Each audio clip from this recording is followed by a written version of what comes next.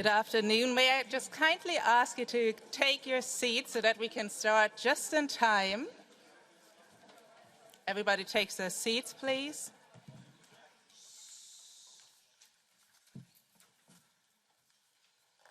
Thank you.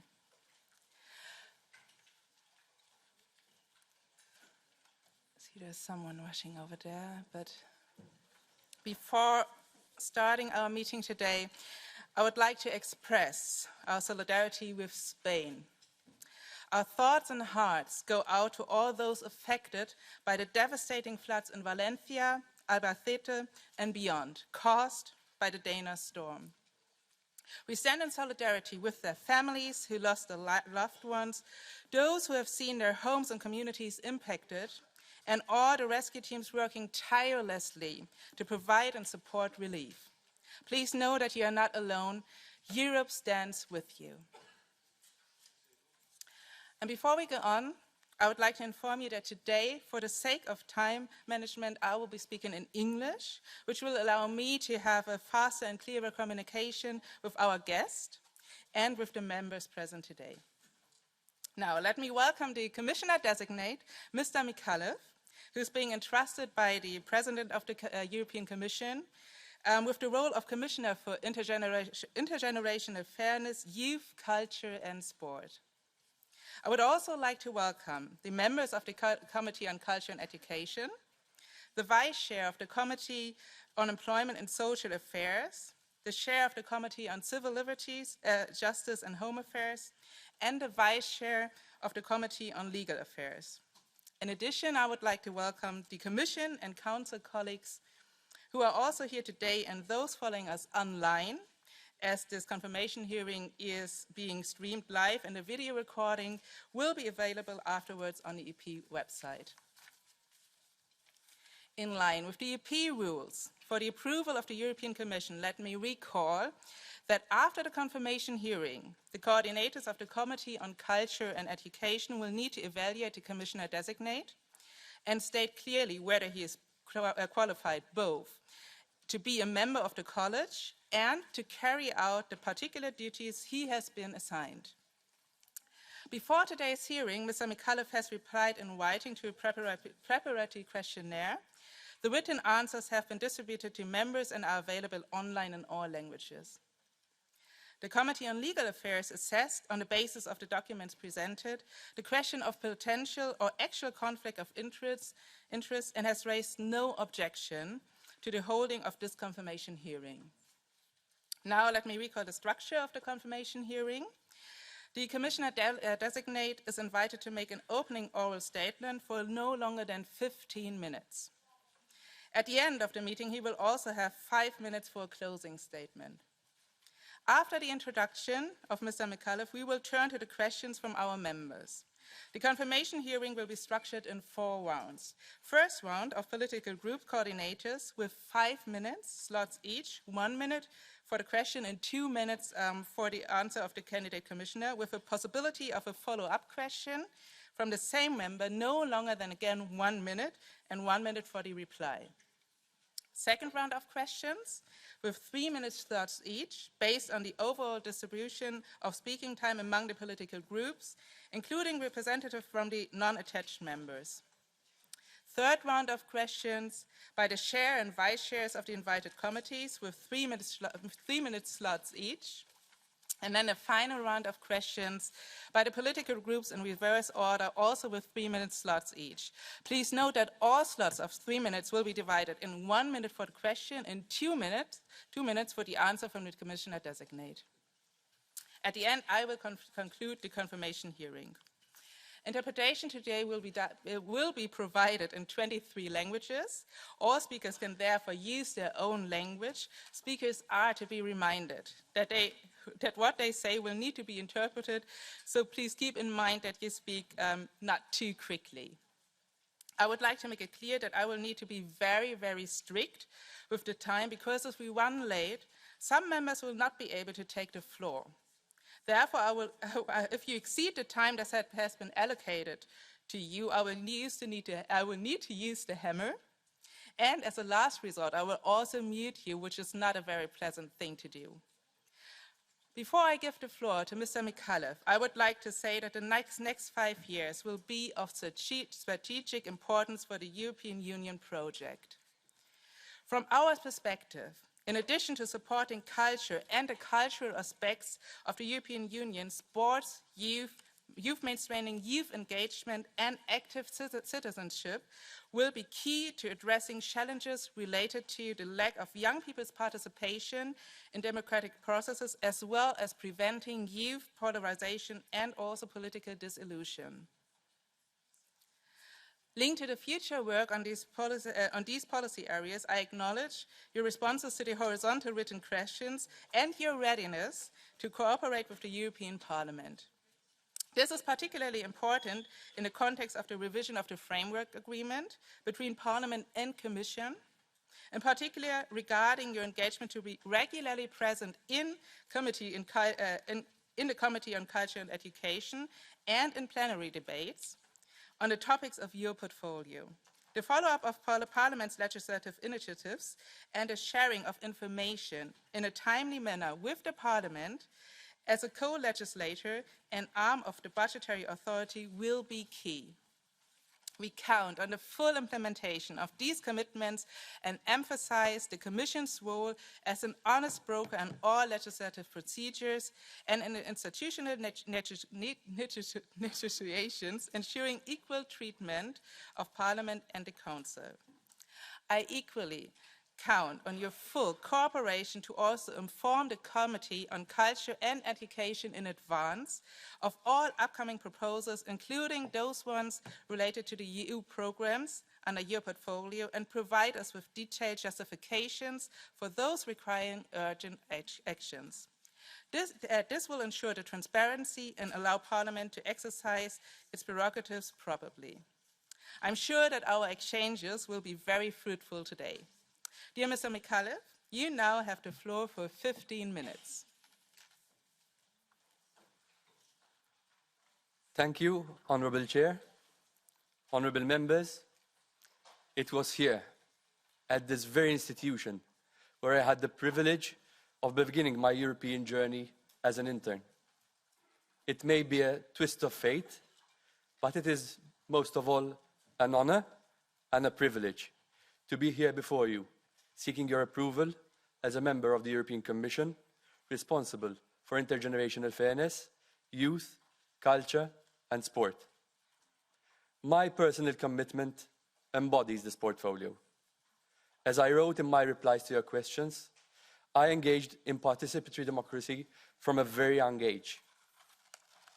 I have played an active role in youth, sport, and cultural organizations at the local, national, and international levels.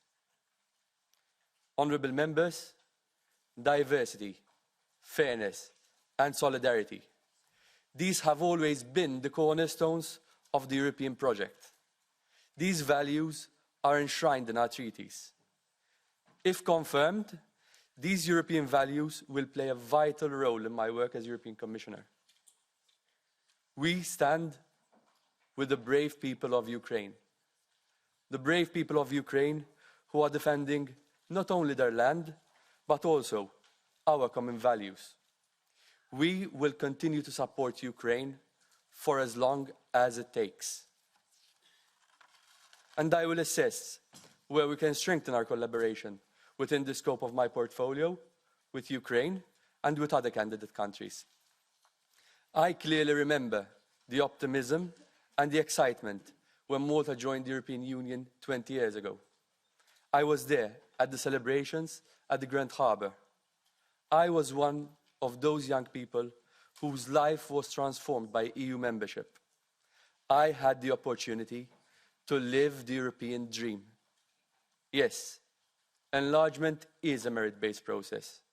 Yet I firmly believe we have a collective responsibility to work hard together so that many more people can live their own European dream. I'm honoured to be nominated the first ever European Commissioner for Intergenerational Fairness. Intergenerational fairness is one of the most important societal challenges we have today. we must not leave any generation behind. But we also need to take into account the needs of future generations in all actions that we take. Honourable members, we have a collective responsibility to ensure holistic and long-term responses. If confirmed, I will put forward the first ever strategy on intergenerational fairness. I will cooperate with all members of this Parliament and of this committee, as well as of College, to ensure that the voices of all generations are listened to and that their views are acted upon. And I will ensure that all the possible tools offered by Foresight will be used to promote intergenerational fairness. If confirmed, I will also integrate an intergenerational fairness dimension in all areas under my responsibility, starting with the youth. Young people are underrepresented in politics, and they are less likely to vote. This can lead to policies that disregard their interests and concerns.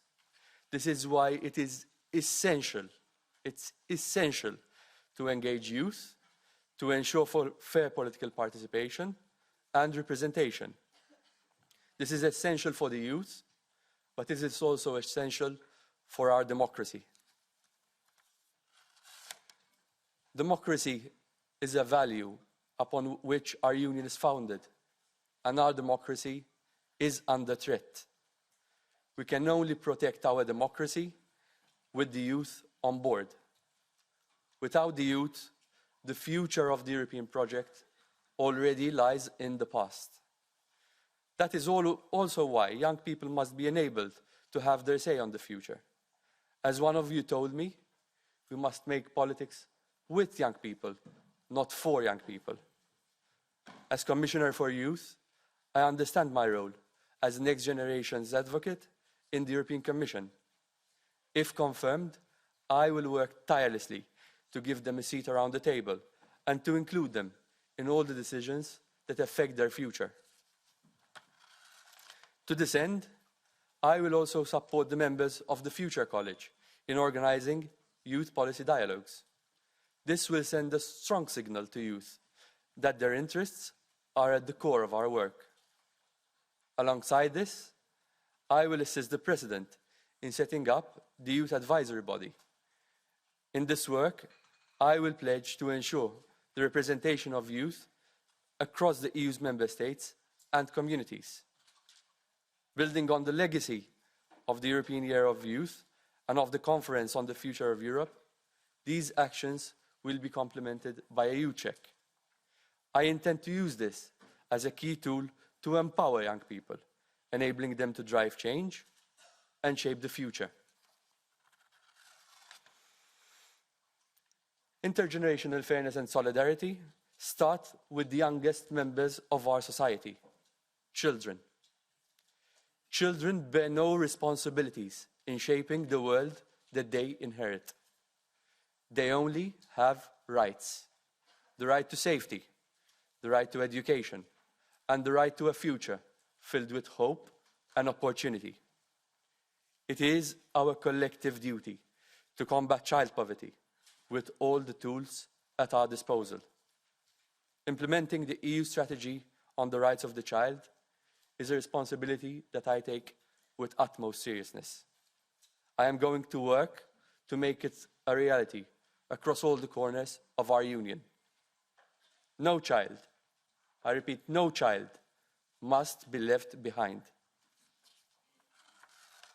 One of our greatest challenges is protecting the mental health of our children and our young people, especially online. If confirmed, I will lead the work on an action plan against cyberbullying, working closely with other members of the College to embrace issues including education, digitalization, security, and combating hate speech, as well as ensuring equality and health. Honourable members, solidarity also means uniting our creativity and our political will to tackle shared challenges. I am convinced by the power of culture, with its rich, diverse tapestry, and sport to unite and connect, but also to inspire people. Art, music, and cinema bring joy to Europeans and encourage reflection and interaction across geographic and linguistic borders. One of you told me some days ago, culture and cultural heritage are the cement that shape and foster our common European sense of belonging. I remember when Valletta was inaugurated as the European Capital of Culture a few years back. I want to continue to show Europeans that EU support helps to showcase culture, foster sustainable urban development, and promote European identity. Culture and the creative sector also have a huge potential for our economy. Yet much of this potential seems to be currently going untapped. We need a more strategic approach to the Commission's work in this field. If confirmed, I will deliver a new strategic framework, a culture compass, that will harness and connect culture's multiple dimensions with the Commission's broader political priorities. From my meetings with you, I know that you have excellent ideas of what should be included in the Culture Compass. If confirmed, I will work very closely with you to deliver a holistic strategy, a strategic framework that will be a game changer in the sector. This is essential to tackle common challenges, such as protecting Europe's diverse cultural heritage from climate change, creating real value added through culture in our regions, and ensuring that culture benefits from new digital technologies like AI. AI brings unique opportunities, offering tools to complement artists' skills and unlock new forms of expression. It can help to reach wider audiences and boost innovation. But we also know about the challenges and the risks related to AI. Change can be difficult to embrace. Still, by harnessing its potential and mitigating the risks, we can empower artists and strengthen Europe's cultural leadership in the digital age. If confirmed, I will formulate an AI strategy for the cultural and creative industries, together with the Executive Vice President for Tech Sovereignty, Security, and Democracy. These initiatives will form part of my broader efforts to build on the work of the current Commission and the Parliament to improve the working conditions of Europe's artists and cultural professionals. It was so beautiful to see the European flag fly at the Paris Olympics last summer. It filled us with a sense of pride. It was a reminder of the power of sport to bring people together, to foster cohesion in our society. As a former vice president and a former player of a local football club, I have first-hand experience of the importance of solid governance, fairness, and integrity, but also of the financial solidarity and support that's needed at the grassroots level. I will dedicate all my energy to preserve and promote our European sport model and the shared values of fairness, tolerance, and equality that it embodies. The European sport model is fundamental to promote our common values within and beyond our union. If confirmed, I will use the full power of sport and cultural diplomacy to promote peace and foster people-to-people dialogue. But my efforts will not stop there. Sport is essential to tackling the epidemic of inactivity and obesity in Europe, and to reducing the risk of non-communicable diseases and mental health problems. Yet, up to 45% of Europeans never exercise. 45% of Europeans never do sport. To increase Europeans' participation in sport, I will propose a review of the Council recommendation on health-enhancing physical activity. I will support the Member States in encouraging Europeans to move and to enjoy sports benefits for their physical and mental health. Before I turn to your questions, let me say a few words about EU funds and programs. Erasmus+, including Discover EU, Creative Europe and the European Solidarity Corps not only support our policy making, but also empower millions of people, regardless of their age, to gain new experiences and strengthen their skills.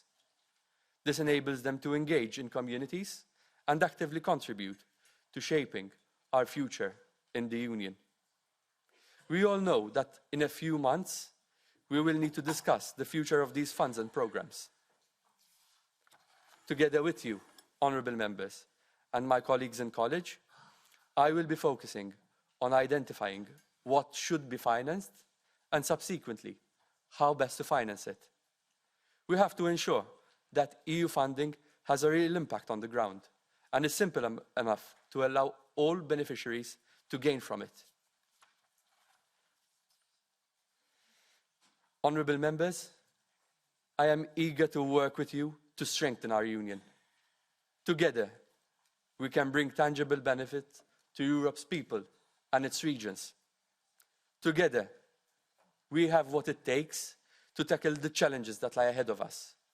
And together, honourable members, we can reinforce our shared values, the values that we hold dear, values on which this European house is built: diversity, fairness, solidarity, and democracy.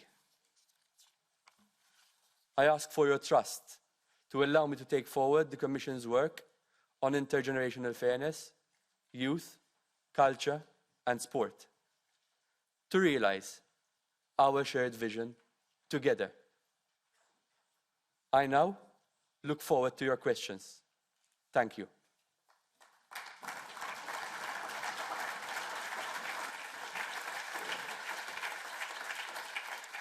Thank you very much. We will now start the first round of questions, and I will give the floor to the coordinator, starting with the EPP. Mr. Tar, you have 1 minute. Much. Welcome, Mr. MICALLEF, to the hearing on behalf of EPP colleagues. I have 2 questions. One is a broader one. The second one is more concrete. The first one, recognizing the challenges posed by the rising nationalism and populism, what proactive steps do you envision taking to promote the values of cultural diversity and solidarity across the European community? And the second question is, since youth will be a large part of your portfolio, we would like to know how you will make sure that the new bodies announced in your mission letter, including youth dialogues, a youth stakeholder group, and the youth advisory board, will have a real impact on youth policy making. Thank you so much. Thank you. Mr. MICALLEF? A union that has active youth is a union that is fit for the future. We need to concretely give youth greater freedom and greater responsibilities in our societies and democracy.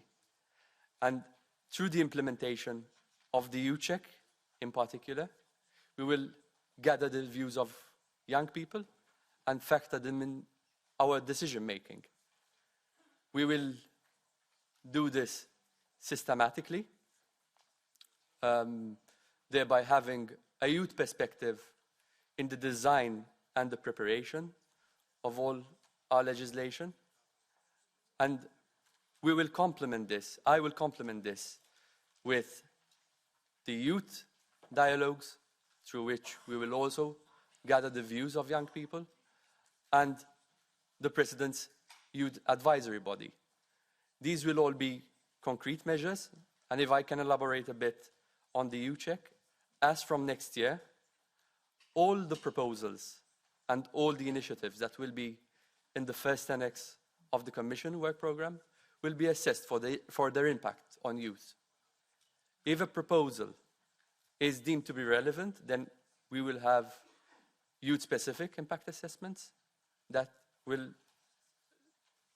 practically show us where we need to focus our attention. And we will also consider having youth-specific consultations should the need arise. In terms of culture, we will have a culture compass that will be a game changer for the sector, that will guide and harness the multiple dimensions of culture in the EU policy making for the next mandate and beyond. Thank you. Do you have any follow-up question, Mr. Tar? How do you envisage your work with the other commissioners relevant to the youth portfolio? As we all know, this new commission is really required to work together, and your portfolio is really connected to Vice President-designate Minzatu in charge of Erasmus Plus and education. What possible synergies do you see between your portfolios? Thank you. Mr. MICALLEF? I believe that all policy areas are interlinked. There is not one that is independent from the other. In the next commission, it will be imperative that we collaborate and we coordinate all our efforts. When it comes to youth, for example, I will need to work very closely with the designated vice president responsible for people and skills on the Erasmus program. She will be handling the broader parts of the program as well as the formal education parts, and I will be responsible for the informal and non-formal learning components, the youth and sport components, but this extends also to other members of the Commission. I will need to work closely with colleagues on issues like health, for example. We know that mental health is a challenge that is particularly present in our youth, and so it's going to be absolutely imperative in the next mandate that we work as one Commission, as one team, with this committee, with the Parliament, and with the Member States as Team Europe. I give the floor to Mr. Haider from the S&D. Designated Commissioner-designate. Commissioner-designate. The European Parliament in the past legislature took an important initiative report on the social framework for artists and the creative sectors that we adopted. That should set a framework for common standards for working conditions for artists across Europe, and to make sure that the younger generation of artists can be integrated in the single market. My question then is, how do you intend to implement this own initiative report? Which legal tools do you intend on putting forward, and do you see a concrete timetable for the implementation of this, and how do you consider to work with the other designated commissioners designate on this? I believe that artists should be able to focus on being creative on their job and should not have to worry about earning a decent living. I know that the sector has been facing a great many challenges, starting with atypical working conditions, seasonality, but also poor working conditions that affect the sector's ability to attract and retain talent, but also affects the sector's competitiveness.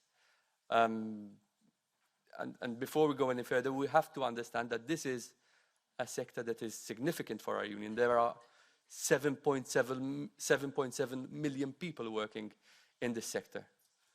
46% of them report that they face poor working conditions, and 68% of them have to work 2 jobs to make ends meet.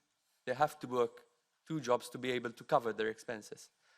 I am very much aware of the resolution in Parliament and the initiatives taken by Parliament, and this is a priority on which there has been already a process that started consultations in Member States, so we understand the situation and assess the situation a bit better. In the first months of my mandate as Commissioner, based on these consultations, I will organize a high-level roundtable, bringing together social partners, stakeholders, industry, as well as members of this parliament, of this committee, to assess the remaining legislative gaps, to better support our exchange, and then to chart our future, our initiatives, our action in the future together. We will also organize annual thematic workshops with member states to keep the topic high on the political agenda. And before we have our assessment, we cannot exclude the need either for policy or legislative action. Thank you. Do you have a follow-up question, Mr. Heide? This own initiative report includes an important instrument for a more efficient implementation of social conditionality. That means EU finance projects in the creative sectors, such as in Creative Europe, have to meet a number of requisites for working conditions. How can you ensure that the European Commission will make sure that this conditionality is included in the next round of those legislative elements covering the creative sector?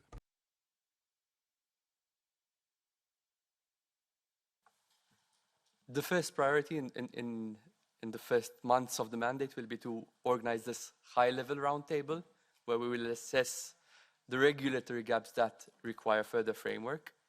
As I was mentioning in my earlier answer, we will complement that with an annual thematic conference with member states where we will keep the topic high on the agenda, but we will also consider reinforcing the social conditionalities in the next cycle of union programs, which will enable more assistance, more investments to improve the working conditions of artists in the European Union.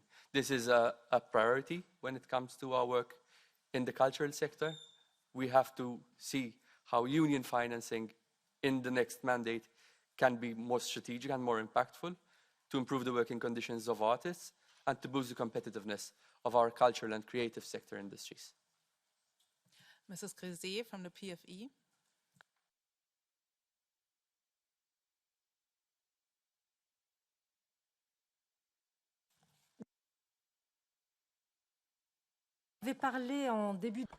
Thank you. Well, at the start of your intervention, you did mention this, but I wanted to check that if you're confirmed, you're going to respect all components of this parliament. I don't want to see any anti-democratic firewalls in place. That's my first question. Now, second question, 8th of September 2020, the ECJ forced member states to pay rights to creators, but there's no reciprocity, particularly from the United States.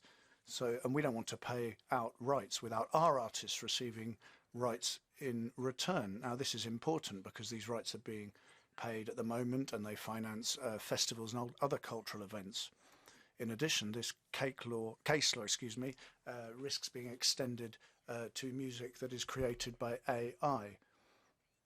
And this might also come from third countries. The microphone is switched off.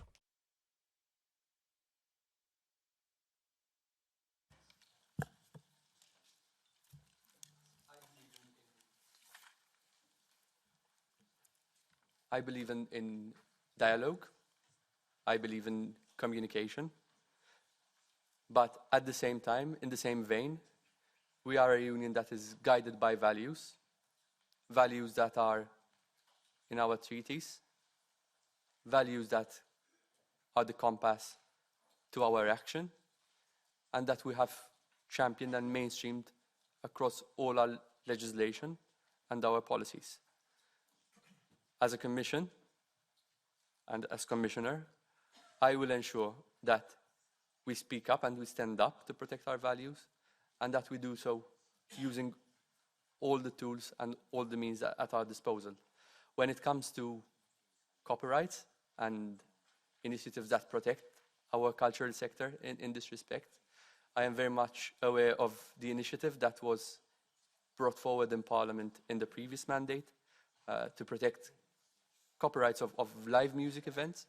And this is very much a priority. As you know, we have a recommendation as a result of that initiative, through which we will assess the effectiveness of the tools that we have at our disposal, and if need be, there will be follow-up actions and actions that will support this in this mandate as well. Mrs. Grisi. Merci. Thank you very much, Commissioner-designate, for that answer. Now, this is an important subject for the funding of our cultural sector, and it's also an issue that relates to fairness and justice, because without this reciprocity, we can't fund our cultural sector and that of the third countries. I mean, it's quite surprising that the ECJ has left us with this problem without providing any alternatives. So I'd like to know by when you'll be able to act, when will you be able to come up with a proposal? And then a further question, do you think you can get member states on board? Thank you, Commissioner-designate. I believe we'll have to be more strategic, more impactful, and more ambitious when it comes to culture. I will lead the work on a culture compass that will focus on three strands. First, protecting our culture and cultural heritage. Secondly, better the cohesion of our regions. And third, and the very important point, is to boost the competitiveness and innovation in the culture sector. Right now, we have actions in our cultural sphere that are fragmented across a number of policy areas. Culture features now in 20 policy areas and 20 funding instruments. So one way that we will make sure that we are more effective in boosting that competitiveness is through coordinated action, a vision, a strategy with means, with objectives, and with monitoring tools, so that we can ensure that our sector is properly managed to deliver on our common objectives. Mrs. Margoni from the ECR. Grazie, Presidente. Thank you, Chair. Commissioner-designate, in a time in which Europe is threatened on many fronts, we take the view that we must tap into our history, identity and shared culture. So I'd like to draw your attention to the issue of European cultural heritage. European heritage is the cornerstone of modern-day Europe. This is a sign of civilization and the Europe we know today. This symbolizes our values, history, and so forth in Europe. Cultural heritage sites are selected for their importance in European history, and they are they fall under Creative Europe as well as the Council of Europe itineraries and routes. These are items of heritage to be tapped into. So I wonder if you and the Commission intend to work further on this and how you intend to go about it.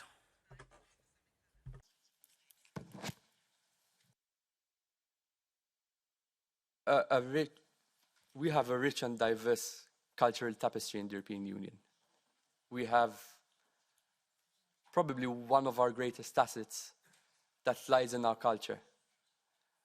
This is something that in periods marked by geopolitical tensions, marked by conflict, marked by climate change and technological disruptions, that gives our citizens a sense of belonging to their societies, that makes them feel like they are part of society. Our culture compass, the work that I will lead on the culture compass, will be focusing on how we could have better cohesion in our regions, how we can protect and safeguard our cultural heritage and our culture, including our linguistic diversities, and how we can boost the competitiveness of our creative and culture sectors. Now, this will be our general reference framework through which we promote culture in other policy areas, but it will be also the main reference framework through which we take forward our work in the cultural sector to improve the working conditions of artists, to develop a strategy on how we deal with AI in the creative and cultural sector, to provide guidance on cost-effective measures to improve the quality of life in our member states, and to promote the role of culture in our regions. This is one of the key remits that we have in our treaties, because our treaties give us two roles. One, to support member states in ensuring that their cultural sectors flourish, and the second, to coordinate the positions on issues where we have common challenges. Do you have a follow-up question, Mrs. Magoni? Grazie. Thanks very much. Sport isn't just competition, it's a universal tool to deal with issues of inclusion and integration. As I see it, an inclusion policy should never be overburdened with ideology. In your Q&A, you mentioned a recent positive experience of the Paris Olympics, but let's not neglect the controversy about the opening ceremony, in which the spectacle overshadowed the athletes time and again. Should we not work towards gender equality, observing at the same time due balance between that and the competition in which people, including transgender people, take part in? What about the autonomy of sports people? Here, Europe should reach out to the international sports federations and raise their awareness of how to apply standard protocols without any discrimination, ensuring that competition is balanced. Do you intend to support a duly balanced approach based on scientific evidence, seeing to it that the principles of inclusion and non-discrimination are fully dealt with? Look, there can be no compromises on fairness in sport, but at the same time, we are a union of equality. This is a union that promotes inclusion and diversity, and we have championed these values, mainstreaming them into our policies and our legislation. Now, my role as Commissioner and my emphasis will be to promote a values-based European sport model. I will encourage everyone to be active, to practice sport, because this improves their quality of life and their well-being. At the same time, the European model of sport, the distinct European model of sport, is based on the autonomy of sporting organizations to govern their sport in the way that, without undue external influence. So it will be up to them, according to the guidelines also that are being provided by the IOC, to decide on such matters. I give the floor to Ms. Fareng from the Renew Group. Pardon.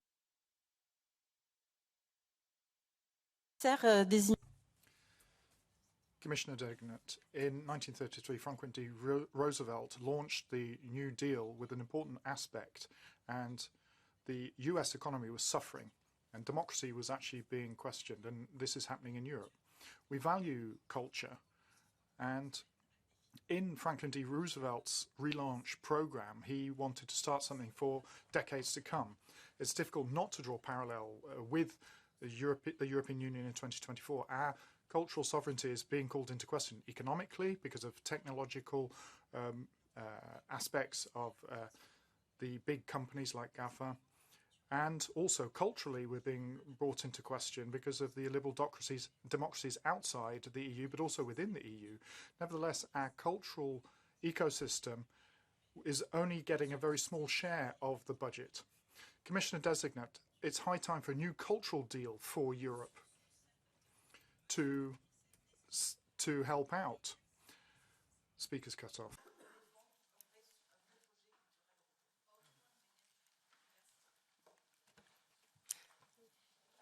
Look, I truly believe that we need to be ambitious, strategic, and impactful when it comes to culture. Now, I want to first start by thanking this committee, thanking this Parliament for being so vocal and a great ally to cultural and creative professionals, especially when it came to the budget of Creative Europe, which, thanks to the pressures from the co-legislators, is now 65% higher than it was in the previous cycle, in the previous MFF. This is a discussion that we will have in 2026. I want a strategy, a culture compass that has objectives, that is complemented by means, and that is complemented by monitoring tools, so we can assess the progress that we have. In 2026, we will start the discussion on the new MFF. We will need to see what we want to finance and then how best to finance it.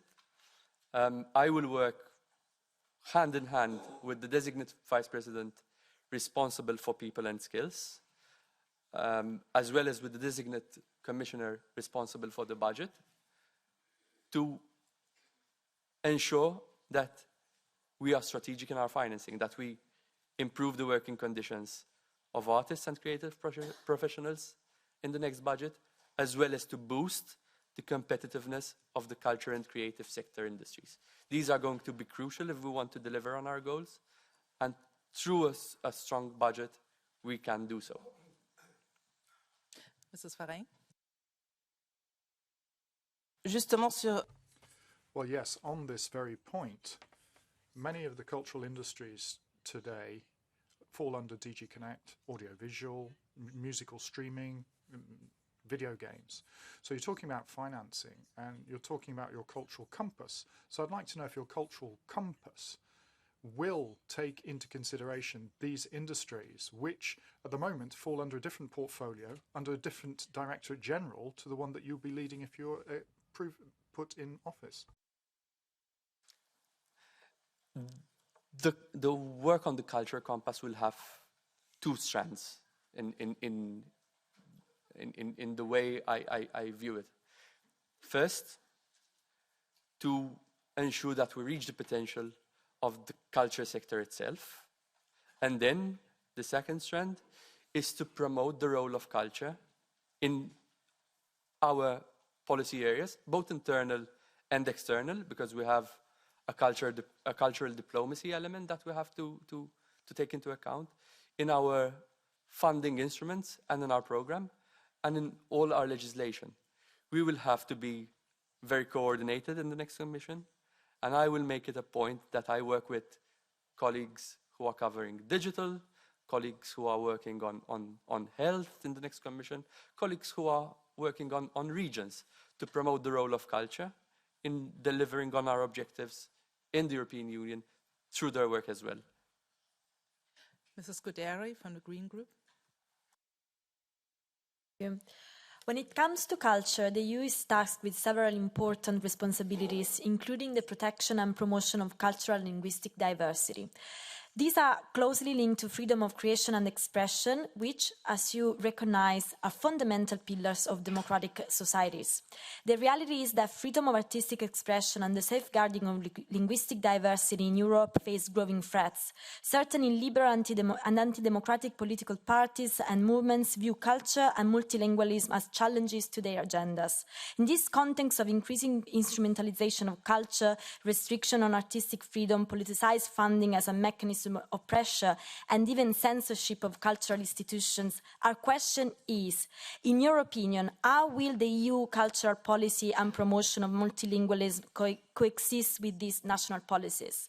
And taking into account the principle of subsidiarity, how do you intend to address the growing limitation on artistic freedom in the Member States?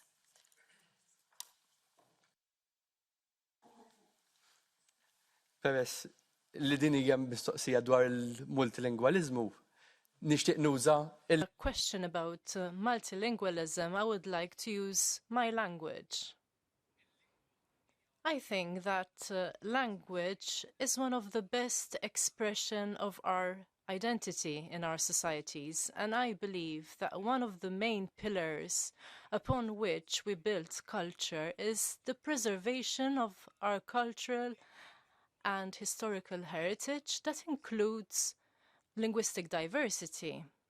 In the past few years, because of various investment thanks to Creative Europe, we were able to promote, for instance, the translation of various literature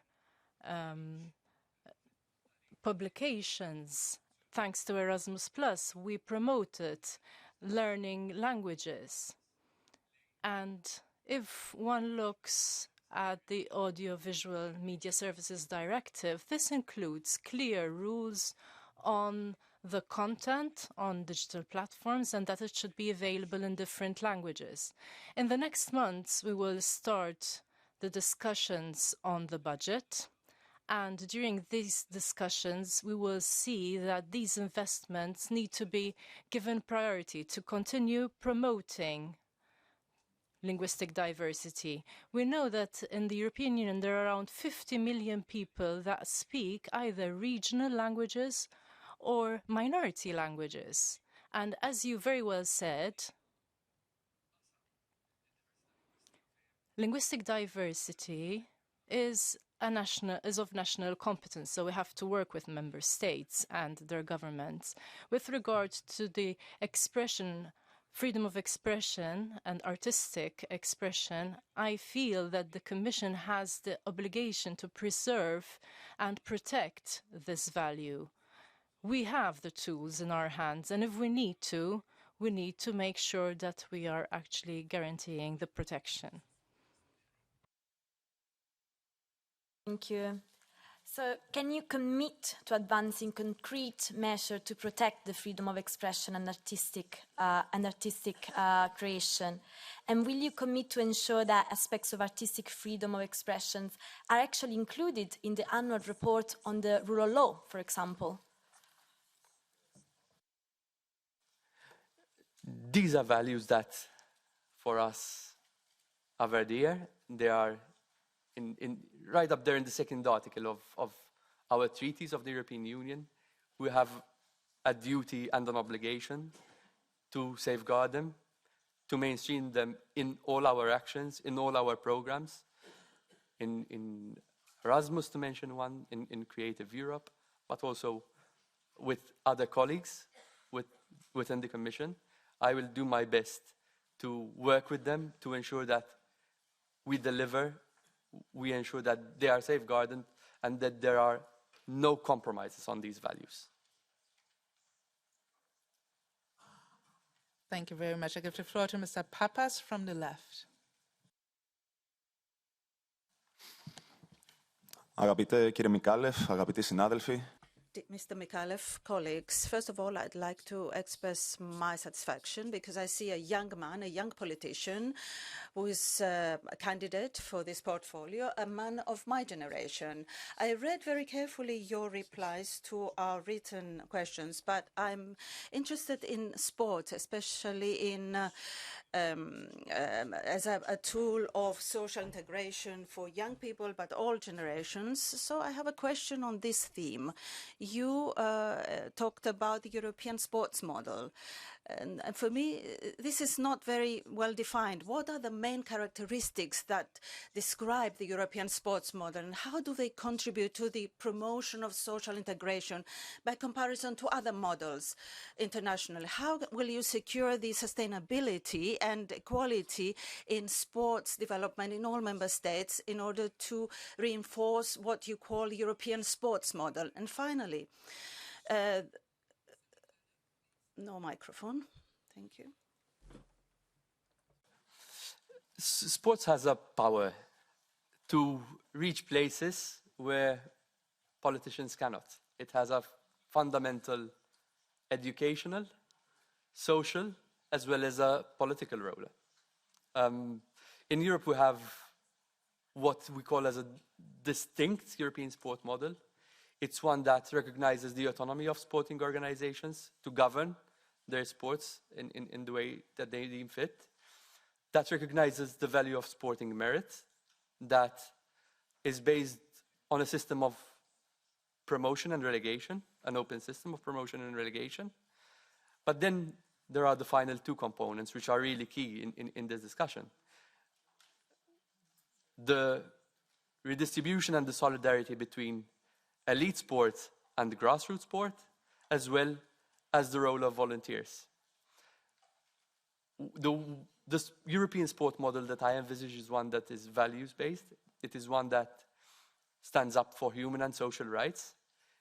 We have the chance through our work on a stronger European sport model to make it clearer to the sporting movement that we expect more from them to integrate people from different backgrounds in sport. The beauty of sport is that it knows no background, it knows no gender, it knows no identity, it knows no rich or poor. Sport is for everyone, and it should be our mission to make it available to everyone and anyone, and that it respects people for who they are, whoever they are. Mr. Papas? Στο πλαίσιο In what you've described as a European sports model, what specific strategies and actions will you undertake to promote sports and physical activity for vulnerable groups such as people with disabilities or migrants, ex-drug users or delinquent youth, to ensure social integration, accessibility of these groups to sports activities for all at local, national and European level? From what funds could all these actions be funded? Thank you. Thank you for bringing this up. As I said, to me, sports is a powerful tool to connect people. We have to work with the member states in this sphere. I really look forward to having a health-enhancing physical activity recommendation that encourages member states to include in their national action plans measures such as what you described, to integrate into our societies people who come from disadvantaged backgrounds. But then we have important discussions in the context of the next MFF that are coming up on key tools like, for example, the European Solidarity Corps that can be used as a tool to engage with young people who want to work with through sport to include social integration in our societies. These are discussions that we will have next year in the context of the new MFF, and I will work with the designate Vice President as well as the designate Commissioner for Budget to ensure that these priorities are adequately financed. Now I give the floor to Mr. Jongen from the ESN. Vielen Dank, Herr. Thank you, Mr. MICALLEF, on behalf of the ESN Group. Freedom of science is one of the most important foundations for the success of Europe, and is important for the development of our youth. Our educational institutions have been undermined by gender studies and post-colonial studies and other nonsense. In German universities, there are as many chairs for gender studies as for pharmacy and philology. Nonconformist academics must have had to form a kind of union to stand up against vocal ideologists. The EU is using Erasmus+, unfortunately, to act against the interests of science and against the interests of youth. In Spain, 14 to 18-year-olds are trained to be drag queens and are indoctrinated with dangerous ideology. Will you slam the brakes on such ideological projects? How will you see to it?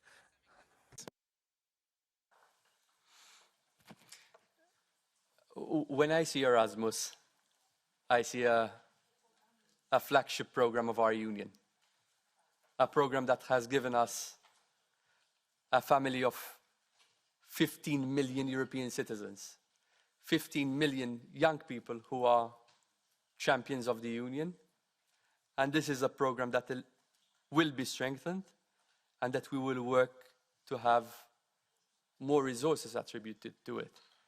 Now, I had the opportunity in one of my earlier answers to make it amply clear how I will work for a values-based union.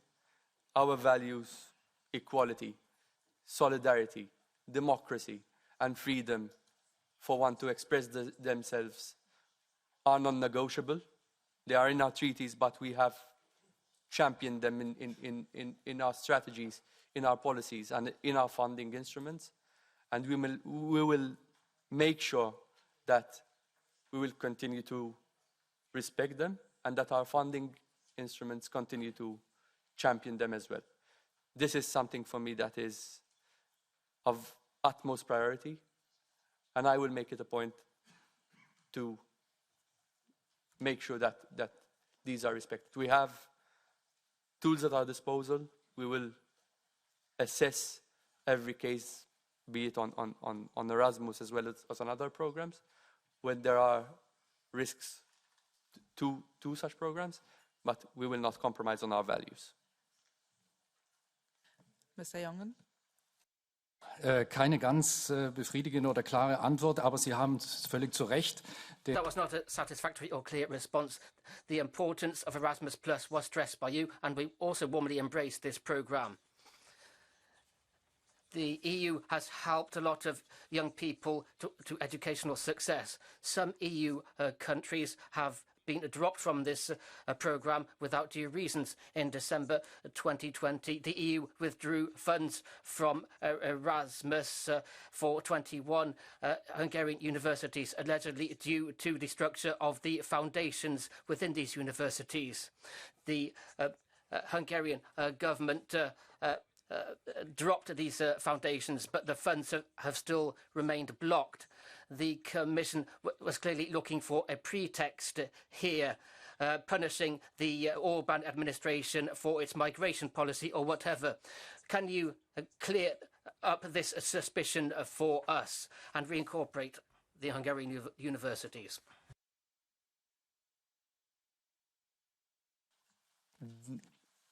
When we speak about the rule of law, it is amply clear that we will continue to invest in the rule of law. We will continue to ensure that this remains a priority for our union. We have done so in the previous mandate, where the Commission has delivered mechanisms, such as the rule of law mechanism, that safeguard this value which we hold so dear, but also a conditionality regulation that makes EU funds conditional upon the respect of the rule of law. Now, there's been a process with one member state that you have mentioned. This does not apply to all Hungarian universities. There are a number where there is an issue with the ownership structure. The ball is in the Hungarian government's court to prove that the risks that were highlighted are not there anymore. And once that is proven, then the Commission will make a proposal. My colleagues in college will make a proposal for the release of those funds. Thank you all very much. We will now start the second round of questions, and I will give the floor to Mr. Strojewski, EPP member, and I may remind you that you have 1 minute for your questions and 2 minutes for the answer. Dziękuję bardzo. Thank you very much, Madam Chair.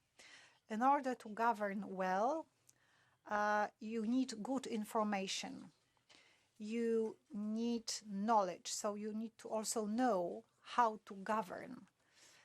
I mean the methodology. And yes, it was done a lot recently about the methodology of governance. We know how people are employed in the cultural sector, how much they earn, mostly not enough, but we do not know everything. We do have information gaps. And this knowledge also goes very quickly sort of out of date. So how can you guarantee that the information that we have about our creative sectors is up to date and that we can work on a policy that is really well adapted to those people? And one more question, are you satisfied with your portfolio? Because there is no education, no media, it is just about culture and sport. Is it enough for you? My portfolio gives me a platform to work with many colleagues in the Commission, and I can assure you that I am thrilled about it. Now, when it comes to the cultural sector and your question, through our work in the Culture Compass, the first steps that we will take will be to update the framework of cultural statistics, to be able to have informed discussions that will be able to allow us to have evidence-based actions in our work. This will be complemented by a Eurobarometer survey, where we assess the perceptions of and the information that we are given from our people on the cultural sector. But when it comes to the working conditions of artists, there is an assessment which is currently ongoing on the situation in various member states, because there are actions that are being taken at national levels, where we have statuses on the rights of the artists in some member states, whereas in others you have also legislation. That assessment will inform our discussion. It will enable us to assess whether there are regulatory and legislative gaps, also considering that there is a body of employment and social legislation that is already applicable. And if there are gaps, we will ensure that there are the adequate follow-ups, either from a policy or legislative point of view, to address them. Thank you very much. Mrs. Repp from the S&D. MICALLEF, vorhin sprachen Sie... Mr. MICALLEF, previously you were talking about mental health of young people. As I'm sure you know, the corona pandemic had a massive impact on the mental health of young people. The levels of depression and anxiety compared with pre-COVID times have more than doubled. More than half of the young people are saying that their psychological health issues are not being met sufficiently. Can you explain how you intend to help the mental health of young people and to have it firmly established on the European agenda? Is there an intention to allow young people on board to help decide on these issues that affect them personally? There is no greater priority for us than the health and the well-being of our citizens. When it comes to young people, I know that there are 1 in 2 young people right now in our union that are suffering from anxiousness, loneliness, other forms of mental health challenges. And for us, these continue to be priorities. Now, my portfolio gives me the responsibility and the role to be able to address these challenges through culture and through sport. When it comes to sport, there is no doubt about the power of sport to help people better their quality of life. And indeed, in our work on the health-enhancing physical activity recommendation, this will definitely be one of the priority areas where we will need to work with member states so that their action plans have concrete measures to help these target groups. But culture also plays a very important role. Since 2010, the World Health Organization has been reviewing the contributions of arts and culture to our well-being, to prevent, detect, and even to treat disease. And we have seen in many of our member states programs where through music therapy, people are being assisted in various conditions, where we have culture for prescription programs, culture as a prescription. This is an area where there is already an expert group between the member states that is assessing what we have so far, to be able to have peer learning exercises, to see what best practices are being implemented and roll them out across member states. And these are actions that I will support. We will have an outreach campaign on these issues. We will have measures to promote culture for prescription. And this is a topic that I hold very dear and that I want to devote a lot of my energy to. Mrs. Glavak from the EPP. Yes, thank you very much. Dobrodošli u... Welcome to the European Parliament. Take into consideration the double role of sport in promoting social inclusion and public health. How do you plan to use sport to support social cohesion and health benefits, especially for vulnerable groups?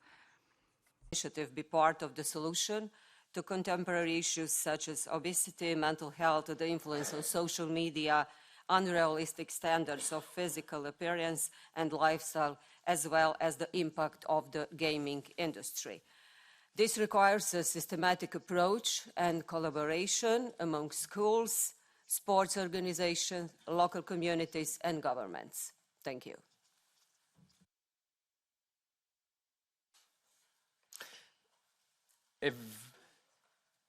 In my discussions ahead of this hearing, there was one conversation that I distinctly remember. And in that conversation, I was told that if there's one member in every family that practices sport, if you reach that particular member of that household, then you reach the whole family. We have, through sport, a very, very strong tool to promote social inclusion, to promote healthy lifestyles.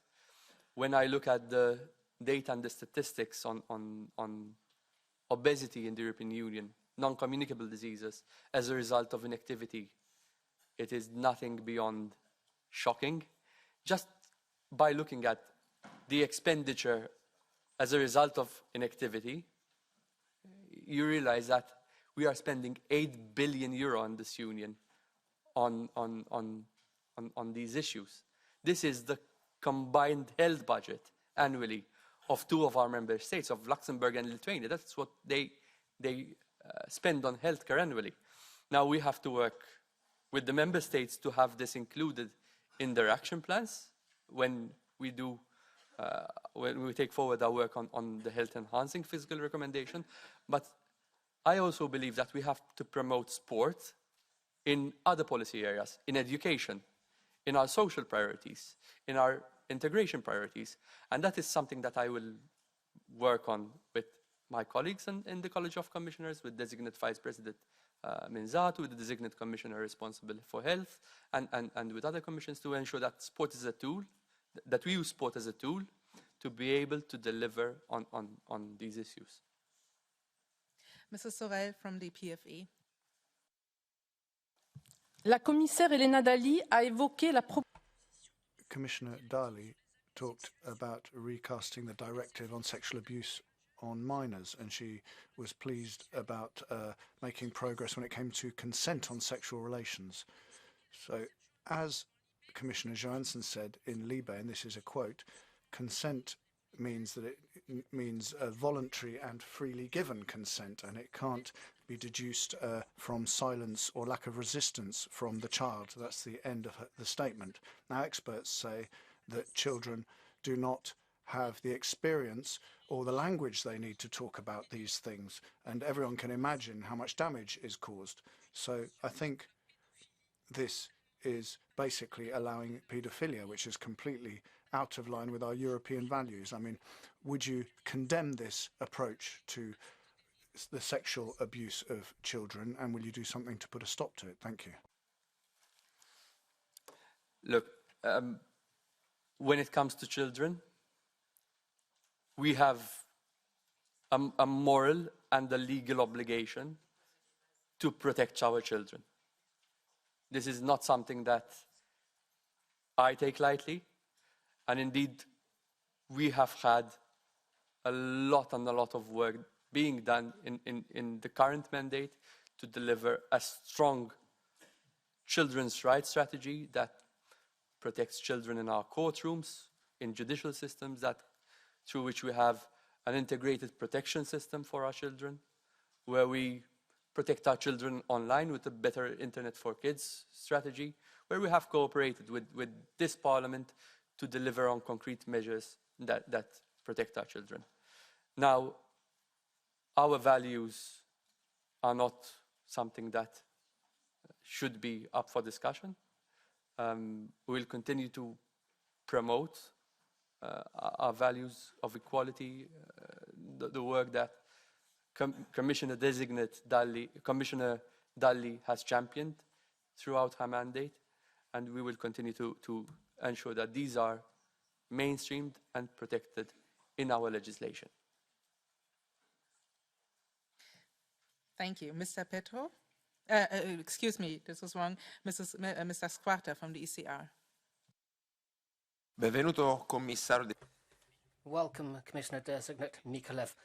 I would like to pick up on the issue of digitalisation of small and medium-sized cultural enterprises and the opportunities offered by this. The digital switch is very complicated, particularly for small and medium-sized companies who are often the guardians of our traditions and are innovative, but they need money and they need training. Given that our cultural sector needs to be preserved in the digital age, I'd like to ask what strategies you intend to adopt to assist small and medium companies. Young peoples and the new generation need to be at the forefront of conveying our cultural traditions. You've mentioned projects in your written answers. How do you intend to expand on this to ensure that young people are supported in the cultural sector? How will you ensure cultural inclusion without compromising European cultural traditions? In the European Union, we have a rich and diverse cultural tapestry. This is one of the greatest assets that our union has, and we must continue to invest in developing it. Indeed, our treaties give us the role of supporting member states to make sure that their cultures flourish, as well as the role of coordinating efforts and providing strategic guidance. In view of challenges that no member state, in view of changes that no member states can tackle on their own. Changes like digitalization, like AI, like environmental sustainability. This is precisely why we need to invest all our efforts as a matter of urgency on having a culture compass that guides and harnesses the multiple dimensions of culture in EU policy making, but also that promotes culture in other policy areas. So working together with the designate commissioner responsible for digital, the designate commissioner responsible for skills, and the designate vice president responsible for skills, we will promote culture as a tool to have it more accessible to SMEs and in the digital sphere. Now, when it comes to tools that we have at our disposal, because we will need tools, right now we have a fragmented approach with culture featuring in around 20 funding instruments, and we will need to ensure that we are strategic in the next MFF, deciding on what we want to finance and then how best we will finance it. Now it's Mr. Petru from the Renew Group. Mr. MICALLEF, youth participation in democratic life is a key part of your portfolio, but there is still much to do for young people with fewer opportunities. Many barriers exist for those in institutions of or living in poor conditions, such as those from minority groups like the Roma. The growing digital divide or language barriers, for example, there is compelling evidence that young people are not disinterested about politics, but rather insufficiently informed and disempowered.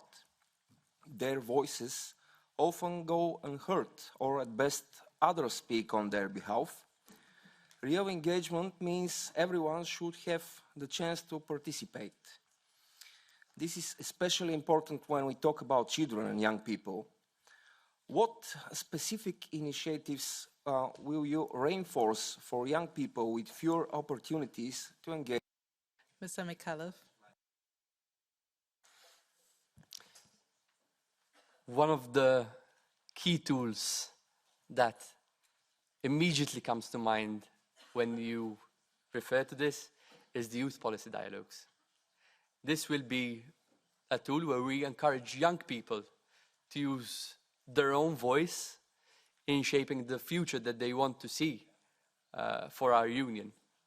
As a college of commissioners, it will give us the chance to listen to young people, to understand their needs and their concerns, and to be able to act upon them. Now, we will have the first set of youth policy dialogues in the first 100 days. I will organize mine in the first 100 days, and I will encourage and support other commissioners to do the same, to complement our work on the youth check, to complement the President's youth advisory body. And I see 3 pillars on which I want to focus the way we organize these policy dialogues. First, I want them to be structured, to have prepared and informed discussions where young people can express their views and then have a follow-up with these feeding ideally into the President's Youth Advisory Board. Secondly, I want them to be innovative with hands-on approaches. I want to take the Union and to take this institution to the member states and to our regions. The last thing we need here are echo chambers where people come and pay us lip service. We want to hear frustrations. We want to hear what we can improve. And we want the youth to tell us this. And third, we want these to be a celebration of our values. We want these to be a celebration of inclusion, of diversity. And I know that many of you have ideas on how we should work on these. And I am very keen to have you on board and to have your participation in these dialogues as well. Mr. Ross Semple from the S&D Group. Ross Sempere. Thank you very much. Buenas tardes, señor. Good afternoon, Mr. MICALLEF. Well, our young people spend half their lives online, so building a safe space on the internet for young people means actively protecting them from dangers online, exploitation, inappropriate or illegal content, etc. I mean, it's crucial to invest in digital literacy and also age verification services for online content. So in this context, could you explain a little bit more about the measures envisaged in the action plan against cyberbullying, and how do you plan to cooperate when it comes to fighting bullying online with Commissioner-designate Labib and the Executive Vice President Virkunen? Thank you. Hatred, bullying and harassment have no place in our societies. We are societies based on respect, on diversity and on inclusion. And this applies both to the physical and the virtual worlds.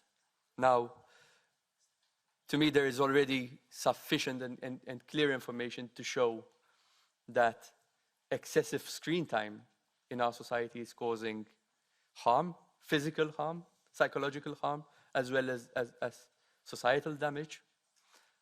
We have made, in this mandate, significant steps forward. If you look at the Digital Services Act that we have in place, this already includes specific rules and regulations through which very large online platforms and very large online search engines have to comply with age verification, age appropriate content, parental controls, and cyberbullying. But now it's the time to take the next step. We need a strategy that really considers the fact that the more time people are spending online, the greater the risk and the exposure to cyberbullying. The strategy on cyberbullying will go hand in hand with the work of the designated vice presidents responsible for tech sovereignty on the EU-wide inquiry on the effects of social media. And I see it based on 4 pillars. The first thing we have to do is have a shared common definition of what cyberbullying is. That is the starting point to this discussion. Then we have to see what best practices are being implemented in member states and roll them out in our union. The third point, if you'll allow me, is to cooperate with civil society through the Trusted Flagger scheme to ensure that they contribute to our efforts in detecting and identifying cyberbullying online. And finally, encouraging a culture of seeking advice and of reporting cyberbullying, because there are still many cases that go undetected, and that is something we need to work on. Mrs. Rieper from the EPP.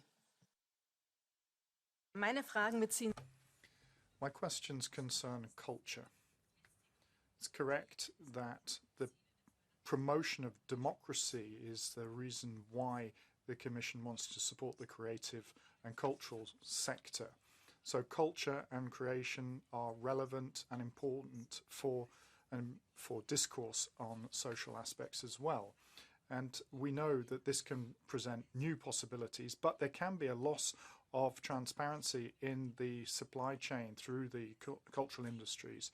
And there are ideological issues that can affect the way this is implemented. Hence my question, which possibilities do you see in the framework of the AI law, but also when it comes to the AI strategy that you mentioned, to allow creative and cultural production to promote these values rather than endangering them?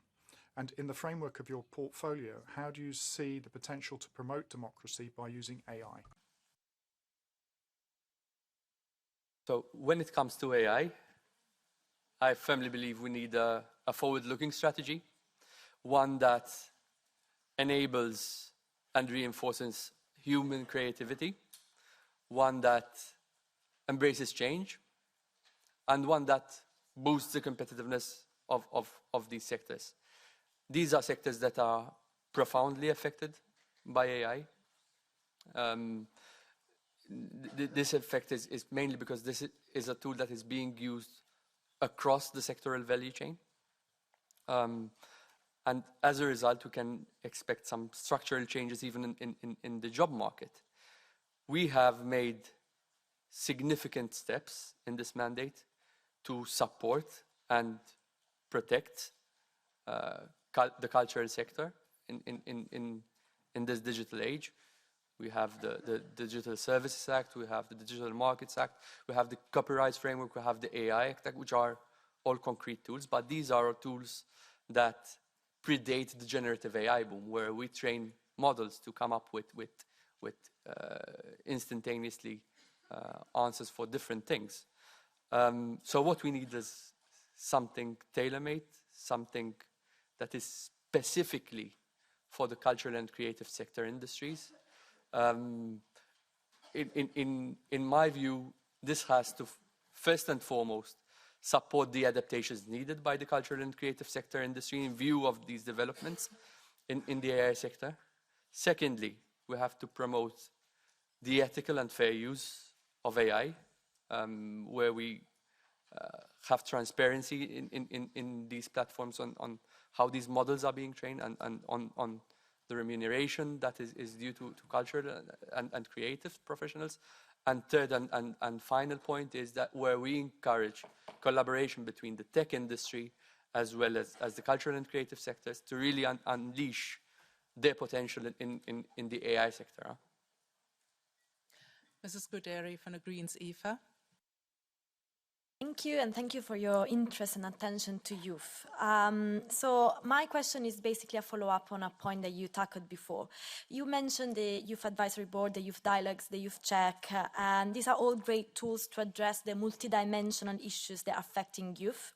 However, our concern is that they usually regard and engage only a small part of the young population, and this might not include an actual impact assessment. So our question is, how do you intend to reach a wider range of young people across Europe, considering social, economic background, provenience, ethnicity, education level, and so on and so forth? And how will you ensure that this also engages the perspective of future generation, including an actual impact assessment of EU policy on the future?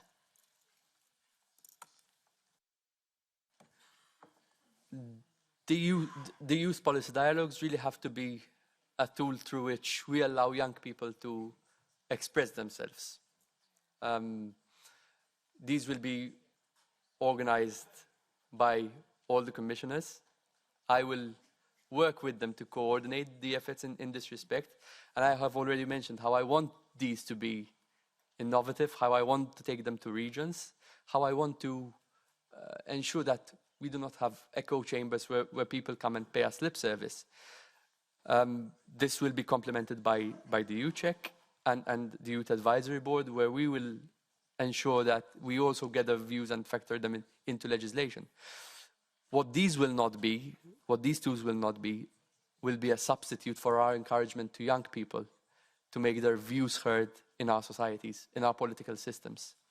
We have young people that are significantly underrepresented in our political systems. And this is translating into a situation where they are not bothering to vote. If we look at the last European elections, you had a 42% turnout for people who are under the age of 40, whereas people who are over 50 years of age have turned out in percentages that are over 55%. Now, that creates also an issue from an intergenerational fairness point of view, because it translates into policies that many times might not take into account the views of young people. So what we really need to do is encourage young people to participate in political life, to be active in political life, because what we need is to have another generation of champions for the European Union. Like I remember the young people who were champions in my member state, in the member state that I come from, at the time of EU membership and in those discussions. They were the ones who were driving forward the movement that led to our accession. Mrs. Mileti from the EPP. Πρόεδρε, κύριε υποψήφιε επίτροπε, δυστυχώς παρατηρούμε μια σημαντική αύξηση του χρόνου. Unfortunately, there is an increased time, excessive time on the internet spent by young people, and their uncontrolled access to on the internet and the social media contributes to the time they spend before screens. Our youth is subject to harmful content which can threaten their mental health or physical health and their development and well-being, and with consequences that we may not be able to foresee. In your written answer to our questions, you said that you will work on a pan-European research on the broader impact of the social media on well-being. Can you tell us what specific measures and actions you intend to take to ensure the protection of the mental health of young people? Have you got a specific action plan to ensure safety on the internet for youth? Can you give us further details on this? The protection of young people online is an absolute priority on which we have to devote our efforts. It's quite clear to me that this is having significant harmful effects on our young children, which are vulnerable online. Now, there will be an EU-wide inquiry on the negative effects of social media, which will be led by the Vice President for Tech Sovereignty, Vice President Verkunen, to which I will support, and this will go hand in hand with the action plan against cyberbullying. The action plan against cyberbullying, where we will have to have cooperation with civil society to ensure that we detect cases of cyberbullying, where we use their expertise, because they have accumulated knowledge of what this looks like, to report these cases, where we roll out best practices that are already implemented in member states, where we work on a common definition of what cyberbullying is, and this will be the basis of our work. This will complement also the work that was done in this mandate. We have a strategy that is specifically targeting better internet for kids. We have recommendations that are aimed at educators and at policymakers to ensure that children are protected online in education environments as well. And this is work that we will have to sustain in this mandate through the implementation of the Children's Rights Strategy. This is something which I hope to have an exchange with this Parliament on, and where we can work forward together as well. But we must also promote other policies, such as sport, to give young people and children avenues to substitute screen time with healthier options. Mr. Pappas.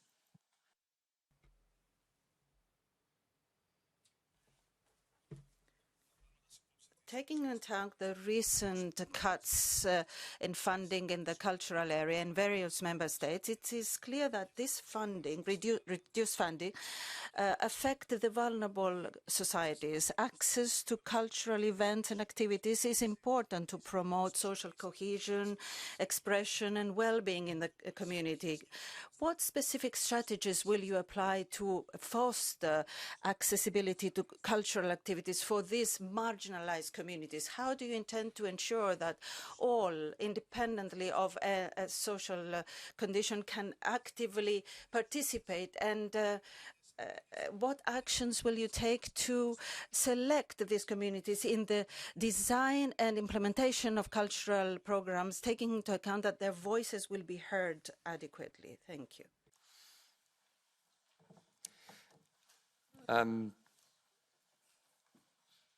We have to be strategic when it comes to culture.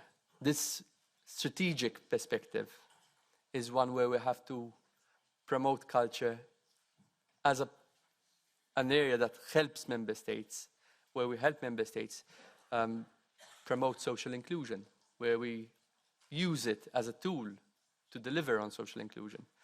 This will be done through our efforts in the Culture Compass, where we will also have strategic action that ensures access to culture in our regions, for example. Our regions are facing significant challenges: lack of access to services, issues with digital connectivity, issues of different sorts. And we must promote through culture incentives where we help young people have more access to cultural works. This is an issue where I want to work in the next Culture Compass to have to promote and preserve culture in our regions, because this creates opportunities for cultural tourism, this creates jobs, this creates incentives for vibrant and vibrant communities. So one of the pillars on which we base our cultural compass has to take into account the promotion of culture in these policies, whether it's in social, with the work of Designate Vice President Minsatu, in education as well, and in other areas. Thank you. Mrs. Scheuring-Wilgus. According to the European model for sport, which you've mentioned already, which has been mentioned here, sport is something that supports integration, the spirit of solidarity. To conclude, sports unifies us across boundaries between countries, but between groups of people. However, there is a group of people that is still discriminated against: women in sports. My question: first of all, how would you fight sexism, sexual harassment and sexual violence against women in sports? And my second question: 15% of all relations in social media relate to sports done by women. How can we increase that? How can we increase visibility of women doing sports in media? Thank you.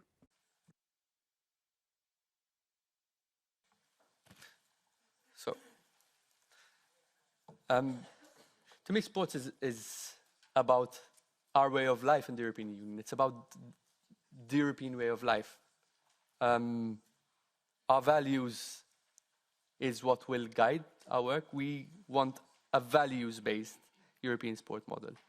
A values-based European sport model that can help us promote our values and priorities, including with the sporting movement.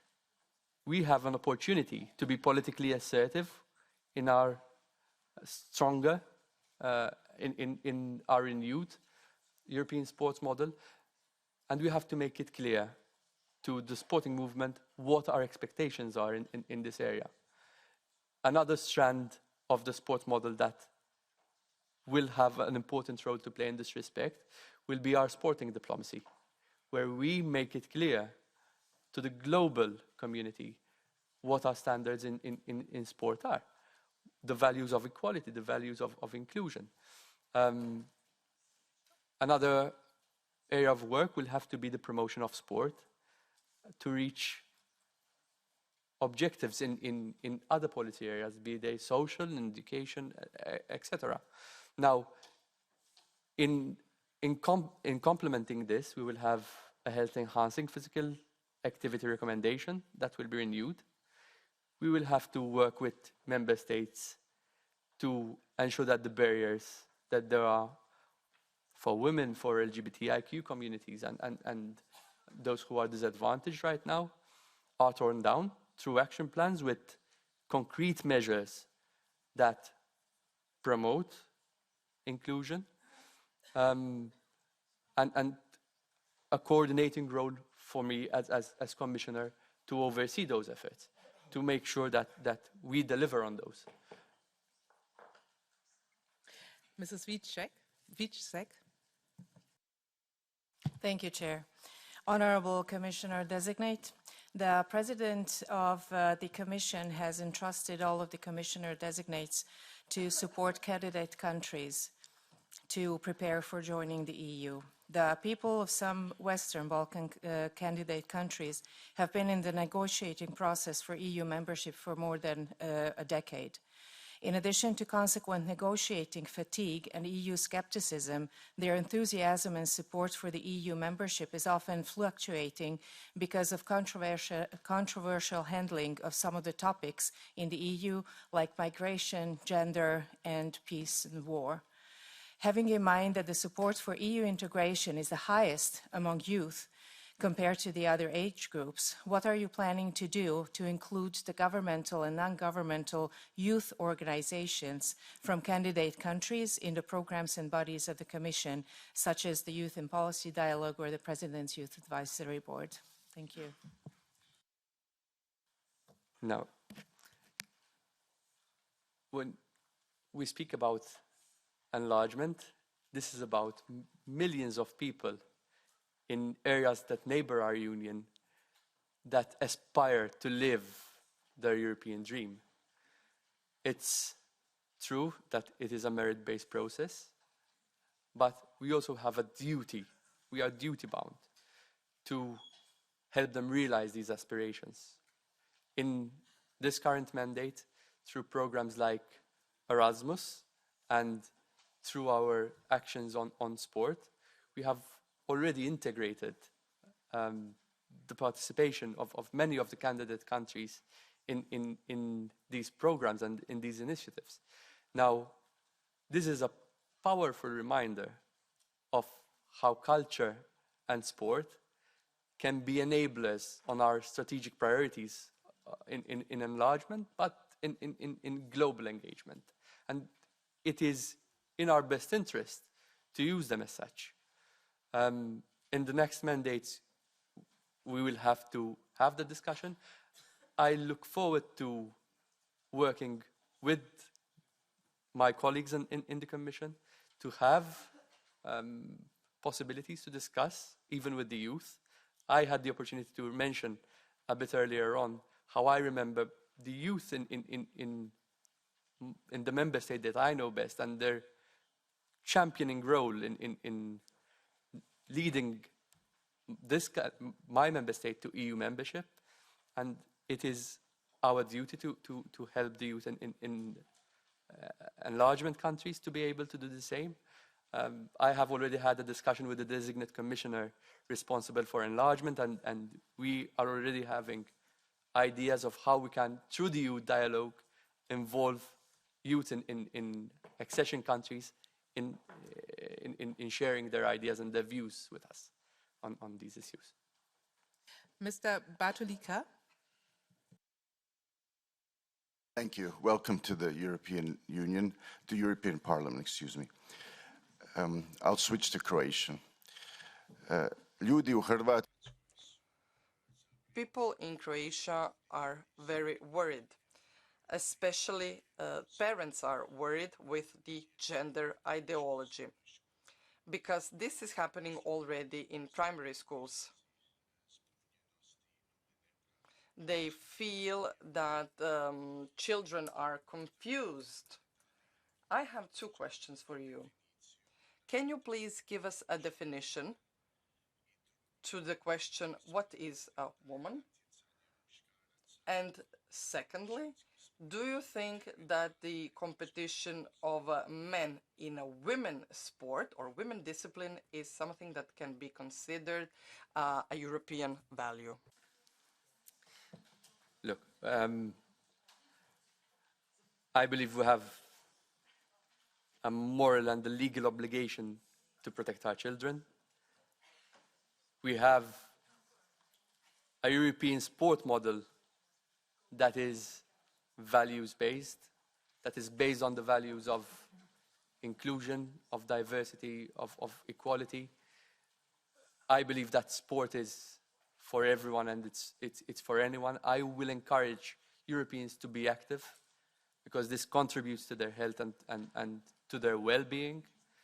When it comes to the participation of people from different genders or different identities in sporting competitions, in elite sporting competitions specifically, this is one of the foundations of our sport movement, of our sports model, that the sporting movement is to decide on how they govern their sports without external influence. And this is a sport model that I will continue to defend. It's their decision, it's the sporting movement's decision to decide on these issues. My priority will be to encourage Europeans to be active and to stay healthy. Sport is for everyone, no matter what your background is, what your gender is, what your identity is, because that is the union that I believe in, a union of equality.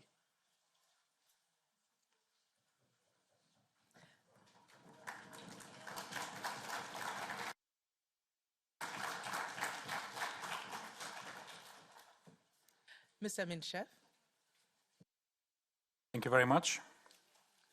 Dear Mr. Commissioner-designate, while recognizing the economical and social power of elite sports, it's also vital that the European sports model ensures a more equitable distribution of resources, particularly to grassroots sports.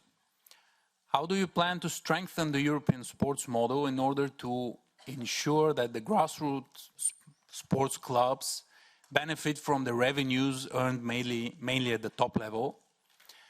And what do you think would be the impact of the two recent decisions by the Court of Justice of the European Union on the European sports model and its governance? The two decisions being the one regarding the European Super League and the other one regarding the transfer rules.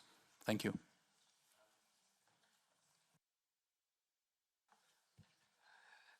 Our sport model is based on 5 principles. So the autonomy of sporting organizations, an open system of promotion and relegation, the competitive nature of sports, the redistribution and the solidarity between elite and grassroots sports, and the role of volunteers. Now, I have mentioned at length how this autonomy means that the sporting movement can govern and regulate their sport without undue external influence, but this is not without any conditions. In fact, there are 2 very important preconditions to this autonomy. The first is that they respect EU law, and the second is that they follow good governance principles. Good governance principles which are accountability, they have to be clear, they have to be transparent, and they have to be fair in the way that they manage sport. We will have the opportunity to be very political in our work on the sport model, where we make it clear to the sporting movement that the respect for our competition law is not something that we can compromise on, and we will have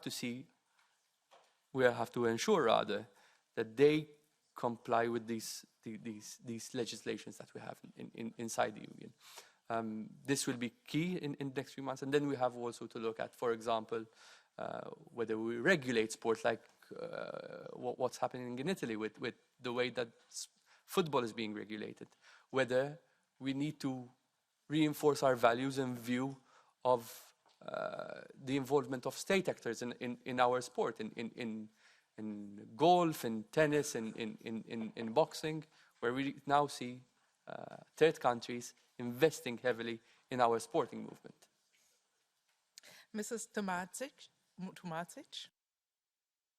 Najlepša hvala. Thank you for the floor.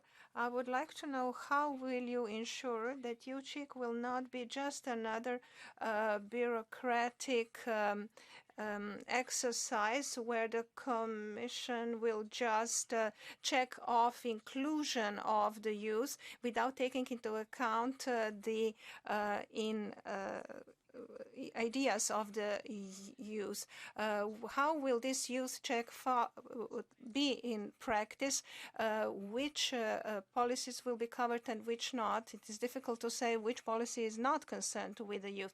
How will you measure the effectiveness of youth checks and its implications on concrete legislative proposals? How will you make this youth check transparent, and how the youths will be able to see whether their contribution was taken into account? And how will you inform the young generation about the existence of youth check as a mechanism? There is one key word, and I think actually you have used it: transparency. The youth check is something that will be applied systematically, so it's not just for specific policies. Every proposal from next year, from 2025, every proposal that will be in the first annex of the Commission work program will be assessed for its relevance to youth. Now, the fact that it will apply to all the initiatives in the Commission work program, it means that there is a process there that involves the two co-legislators on strategic programming of our legislation, that gives them visibility as to which proposals and initiatives this would be applying to. So there is also the possibility of the institutions, the other co-legislators, having their say on which actions they believe are relevant to youth. If a proposal is then deemed to be relevant, there will be a youth-specific impact assessment. And thirdly, we will also consider the possibility of there being youth-specific consultations. Now, I will make myself available to this Parliament as well to stakeholders, so that if they feel strongly about a particular initiative, a particular legislation that they deem to be relevant, I will take that feedback on board, and I will make it a point that I communicate that message, because I understand that my role is to be the voice of youth, the voice of this generation in the European Commission in the next mandate. I would be more than happy also to work with colleagues in this committee to deliver on this. Mr. Ruotolo. Thank you, Madam Chair. Commissioner-designate, well, we need to do everything possible to ensure that all young people living in the European Union can enjoy the same rights and live free from discrimination or intimidation of any kind. I mean, it all starts in childhood. Educational poverty, which mainly strikes the disadvantaged areas of our cities and lead to criminality and gangs, leads to cultural poverty and is a major problem. The people in the outskirts of our cities have a right to dream and change their future, and the European Union needs to support them and put their rights at the heart of its policies. So how do you intend to improve the effectiveness of EU strategies on the rights of minors from 2021 and ensure that they're clearly implemented? How will you work with the Executive Vice President designate Minzatu to boost the childhood guarantee? Thank you.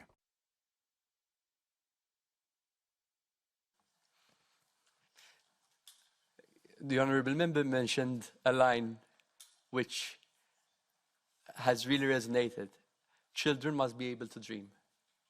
Our children have no responsibilities. The responsibilities are ours as decision makers, as legislators, as politicians, to ensure that we give them a future filled with hope and with opportunity.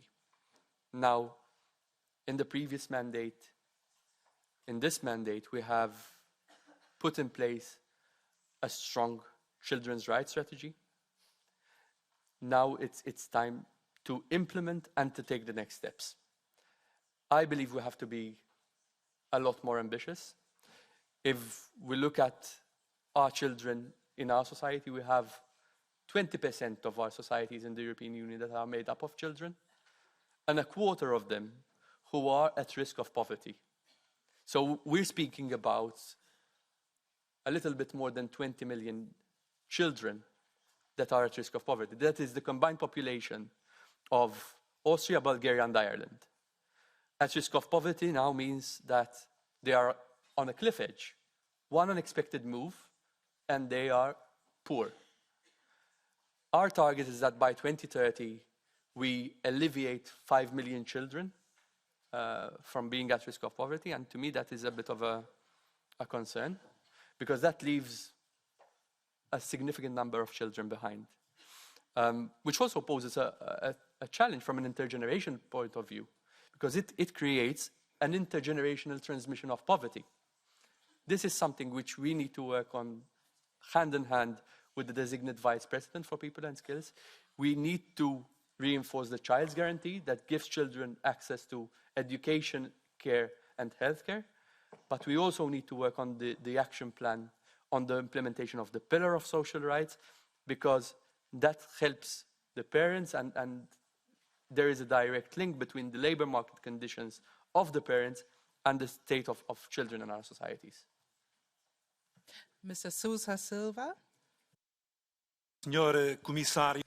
Commissioner, Mr. MICALLEF, despite the recent recommendation from the Commission on fighting online piracy of directly provided contents, this piracy is still undermining the sporting and individual audiovisual sectors transmitting directly, and that has a severe financial impact on the sector, and these losses have an indirect trickle-down effect on member states.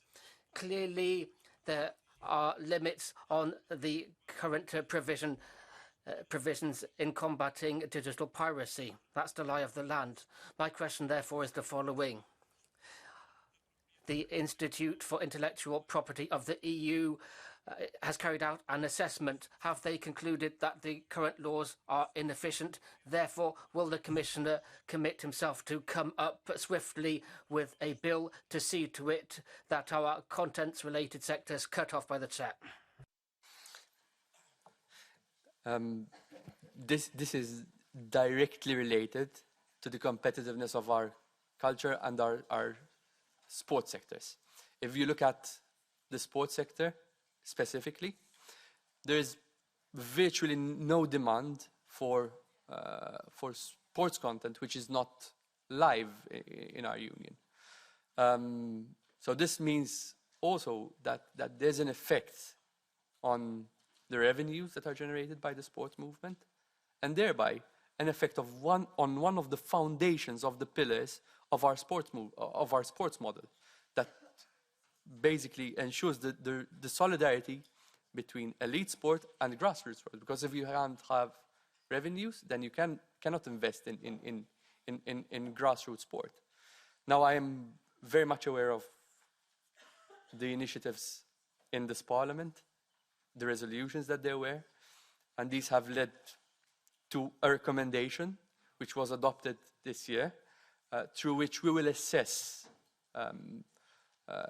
the efforts of member states to take down illegal content, pirated content, as regards to sport. That assessment is still ongoing with the EU Intellectual Property Office. It is something that we will monitor. It's an assessment that is earmarked to end in November next year. The date is specifically chosen to coincide with the assessment on the Digital Services Act and the way it interacts with the copyright framework. And subject to that assessment, we will decide on what the next steps would be. It is not excluded that there will be the need for either policy or legislative action, but that will depend on the outcome of the assessment on the recommendation that we have in place at the moment. Mr. Anadiotis.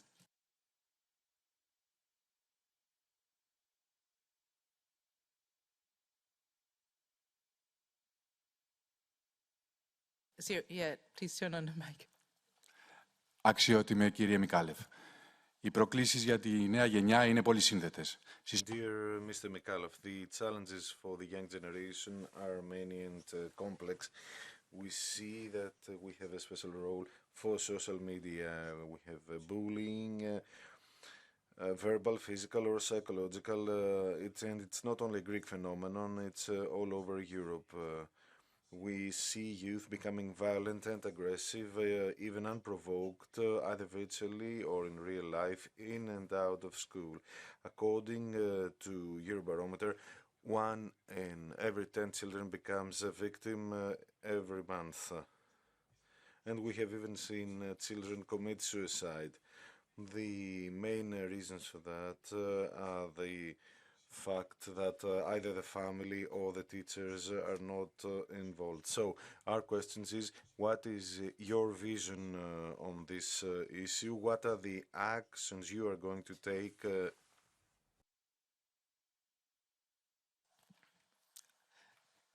There is absolutely no doubt in my mind that there is a direct link between the time that people spend online and the negative effects, the harmful effects of excessive screen time. You have mentioned psychological effects. There are physical effects and effects to our society, which you have also pointed out.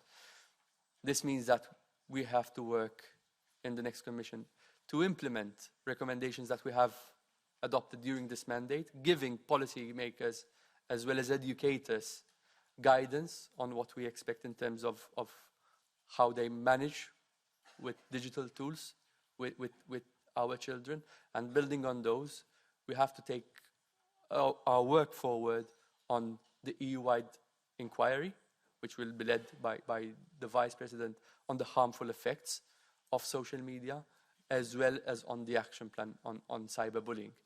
This is something that I will work on as a matter of priority, specifically looking at the impacts of kids online, of children online, where we see negative also mental health effects of excessive screen time.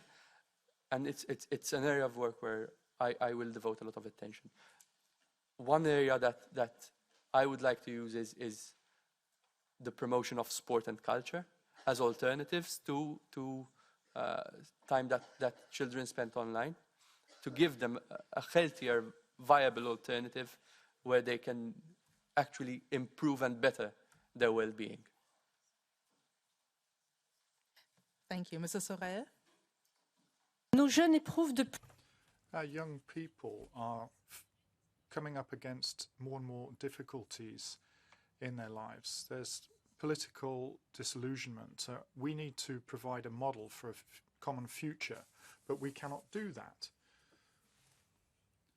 We are finding it more and more difficult to form a political community because the socio-cultural resources are decided on by the people, and we can't integrate untrammeled migration into our societies. Given this flow of immigration, a lot of money is going to the detriment of our children. Moreover, the European Union is doing everything to pillage the talents of the global south, which is punishing those countries, and then the people who come here aren't thriving either. are you aware that this pillage by the European Union of the global south is morally reprehensible? And speakers cut off.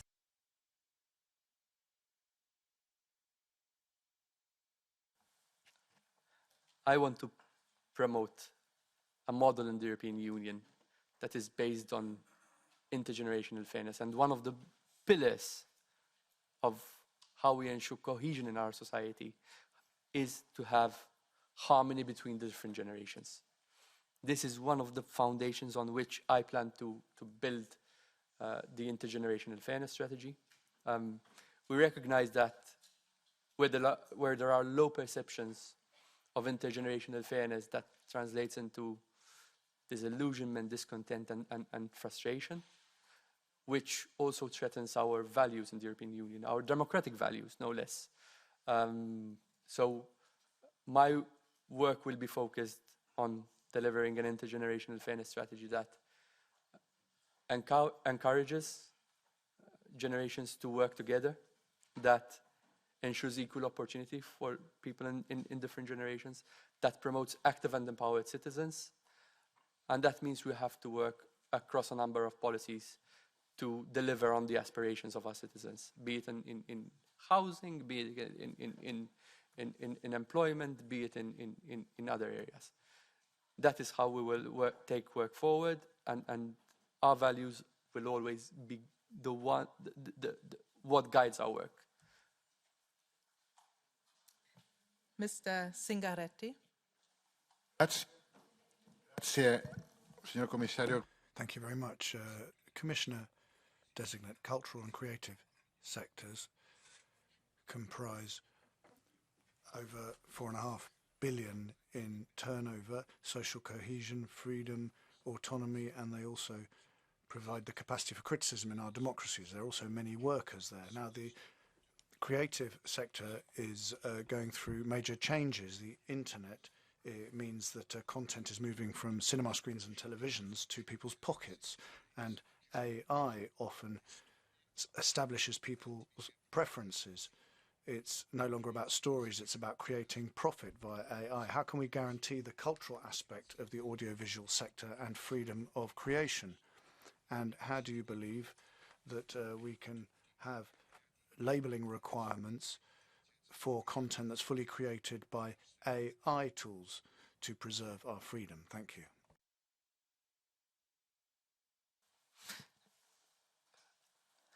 I believe we have to embrace change to mitigate its risks, but at the same time, take the opportunity that this brings. You mentioned the number of people that are working in this sector. I believe that these provide immense contributions to our economies, but their potential is still untapped. We have already a basis in protecting and supporting the cultural and creative sector industries in the digital world. I mentioned before the Digital Services Act, the Digital Markets Act. We have the Copyrights Framework and the AI Framework, which all include specific provisions, especially in the AI Act, that make it clear that AI content must be labeled, that when it is used, the creators, the cultural professionals must be adequately reimbursed, and with specific regulations on how the models are being trained using creative content. Now we have to work on a strategy in the AI sector, which is deliberate and targeting these sectors. It's a strategy that must support these sectors in the digital world, must support these sectors to make the adaptations needed to be able to exploit the potential that AI gives them, that promotes ethical and fair use of AI, where content is labeled as generated by AI, where content is clearly marked as generated by AI, and where we encourage collaboration between the tech industry and the cultural and creative sector industries to make sure that we unleash their potential in our economies. Mr. Strudevsky.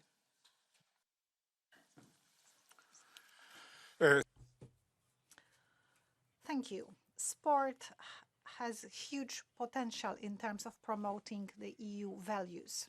However, there are numerous examples on fixing matches, fixing sports competitions. It undermines not just the fair play rule, but also the public trust in sports. It also destroys the reputation of our athletes, and it is a major problem for the EU values. At the moment, we only have one instrument in international law that gives us a chance to fight those fixing, those manipulations.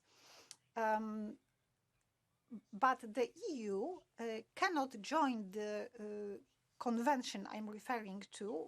For 9 years, this is being blocked by Malta. Since you represent Malta, could you tell me what you can do for the convention to embrace the EU? Before I answer, I want to make it clear that I am here as designate commissioner responsible for intergenerational fairness, youth, culture, and sport, and I'm not representing any particular member state. I am representing the interests of all union citizens. Now, integrity and fairness in sports are two key values that are absolutely crucial. If you look at Article 165 of our treaty, which specifically refers to sport, these are two key words that are mentioned in this article. They are values that I hold very dear. The MICALLEF Convention is precisely about integrity and fairness in sport. Through it, there's an encouragement for public bodies, for sports organizations, as well as for commercial organizations to work together to prevent, detect, and sanction the manipulation of sports competition. And it's an international instrument in which the Commission has had a huge role in shaping. Now, the Commission has also presented a proposal to the Council to sign and ratify this convention on behalf of the Union and its member states. And so far, with just one exception, these decisions have been taken by consensus, by unanimity in Council. What I will tell you is you have my word, you have my commitment that I will work to install dialogue with the member states. I will work to and work with the future presidency especially, so that if and when the conditions are right, this is again put on the Council's agenda with a view to it being unblocked. The final decision, however, rests with the member states in Council. Mrs. Scuderi. Creative Europe is the only dedicated fund supporting the cultural and creative sector. As you know, some sectors have expressed concern about the direction of the media sub-program, which currently seems to favor only a certain focus and certain actors to detriment of a more culture-oriented approach. There are concerns that this could compromise the vitality and diversity, for example, of the audiovisual production in Europe. What is your vision for the program, and what political orientation do you wish to give to the program, particularly given its upcoming review? Will we see, as Parliament has already called for, a reinforcement of Creative Europe in the coming years, while preserving its emphasis on the cultural sector and reinforcing freedom of artistic and creative expression? And very importantly, how are you planning to fund it?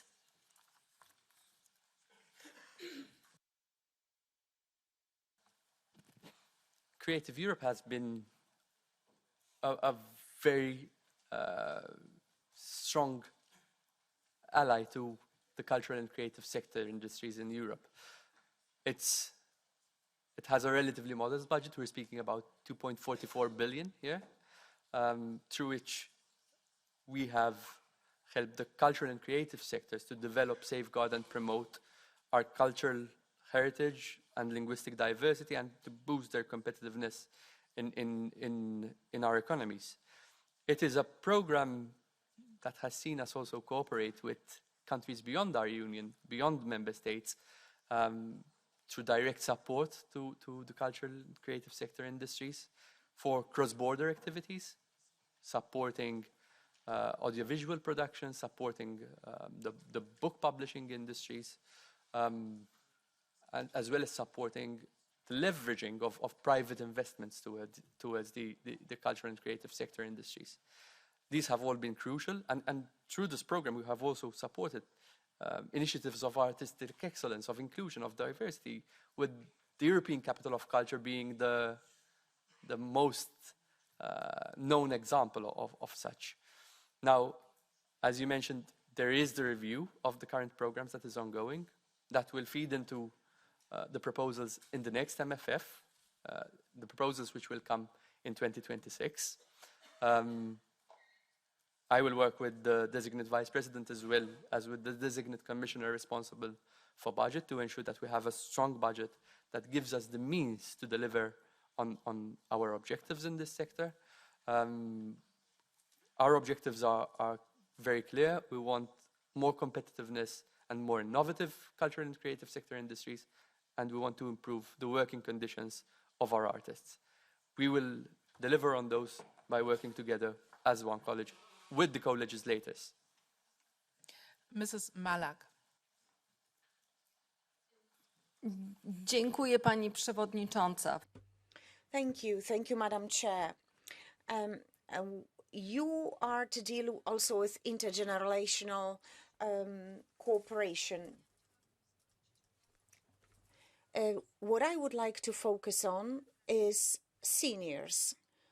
We have negative demographic trends, it's a fact. I'm glad that you want to involve the young people and focus on the young. But my question is, what will you do for the seniors? How can we help them fight discrimination, loneliness, discrimination in the workplace? When you look at various industries, you see that very often seniors are laid off, despite the fact that their job should be protected, and then it's very difficult for them to find a different place of employment. So what concrete steps would you do to support silver economy and mentoring in the workplace? Thank you.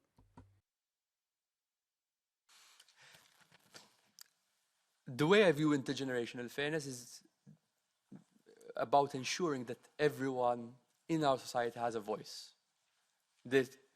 To me, it's quite clear that intergenerational fairness rests on 3 pillars. I mentioned it before. Harmony between the different generations, so not pitting generations against each other, not blaming generations for different challenges that we find ourselves in. Having equal opportunities for people in different generations, and having active, empowered citizens that trust public bodies. The concept of intergenerational fairness between generations, is one that is in our treaties, and it is one that I look forward to take work in very seriously. Now, this is also about our democratic values, as I mentioned before. Low perceptions of intergenerational fairness create frustrations in our society. They cause disconnect and disillusionment, which allow fertile ground for ideas that are not aligned to our values. But it is also about our demography. We have aging populations, greater longevity, and lower fertility rates in the Union, which in itself, the fact that we have greater longevity is a testament to our quality of life. But we also have to adapt our policies, for example, to the fact that 1 in 2 young people that are being born today will live to 100 years of age.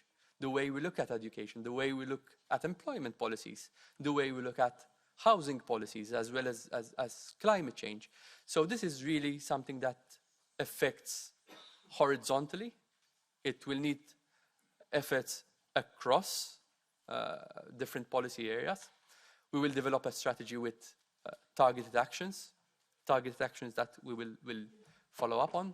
And I will use foresight to ensure that we have evidence-based policies and evidence-based actions that guide us in our work. Mr. Petrov. Been tasked with creating continuity between child and youth participation as part of implementing the EU strategy on the rights of the child For children living in institutions, participation is especially difficult. They are often isolated with little opportunity for self-expression. The institutionalization is crucial, especially ones with fewer opportunities and disabilities to be fully included in society and ultimately in democratic life. Do you plan to address deinstitutionalization as part of child participation? What measures will you introduce in the implementation of the EU strategy on the right of the child to improve participation for children with fewer opportunities and children with disabilities?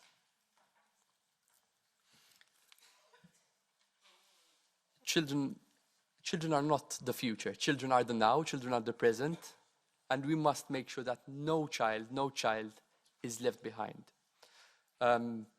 When it comes to children in institutional facilities, I know that there have been efforts coordinated also in this mandate to focus on the institutionalization, using EU funds to help in this process. But in the children's rights strategy, we can go a step further. We have a children's participation platform through which we listen to the views of children, to take their views into account.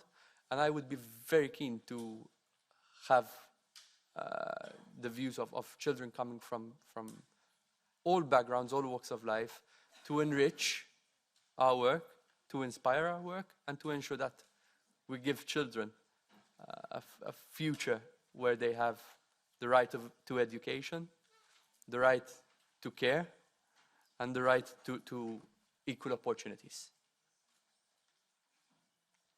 Mr. Jongen. Article 3 des Vertrags.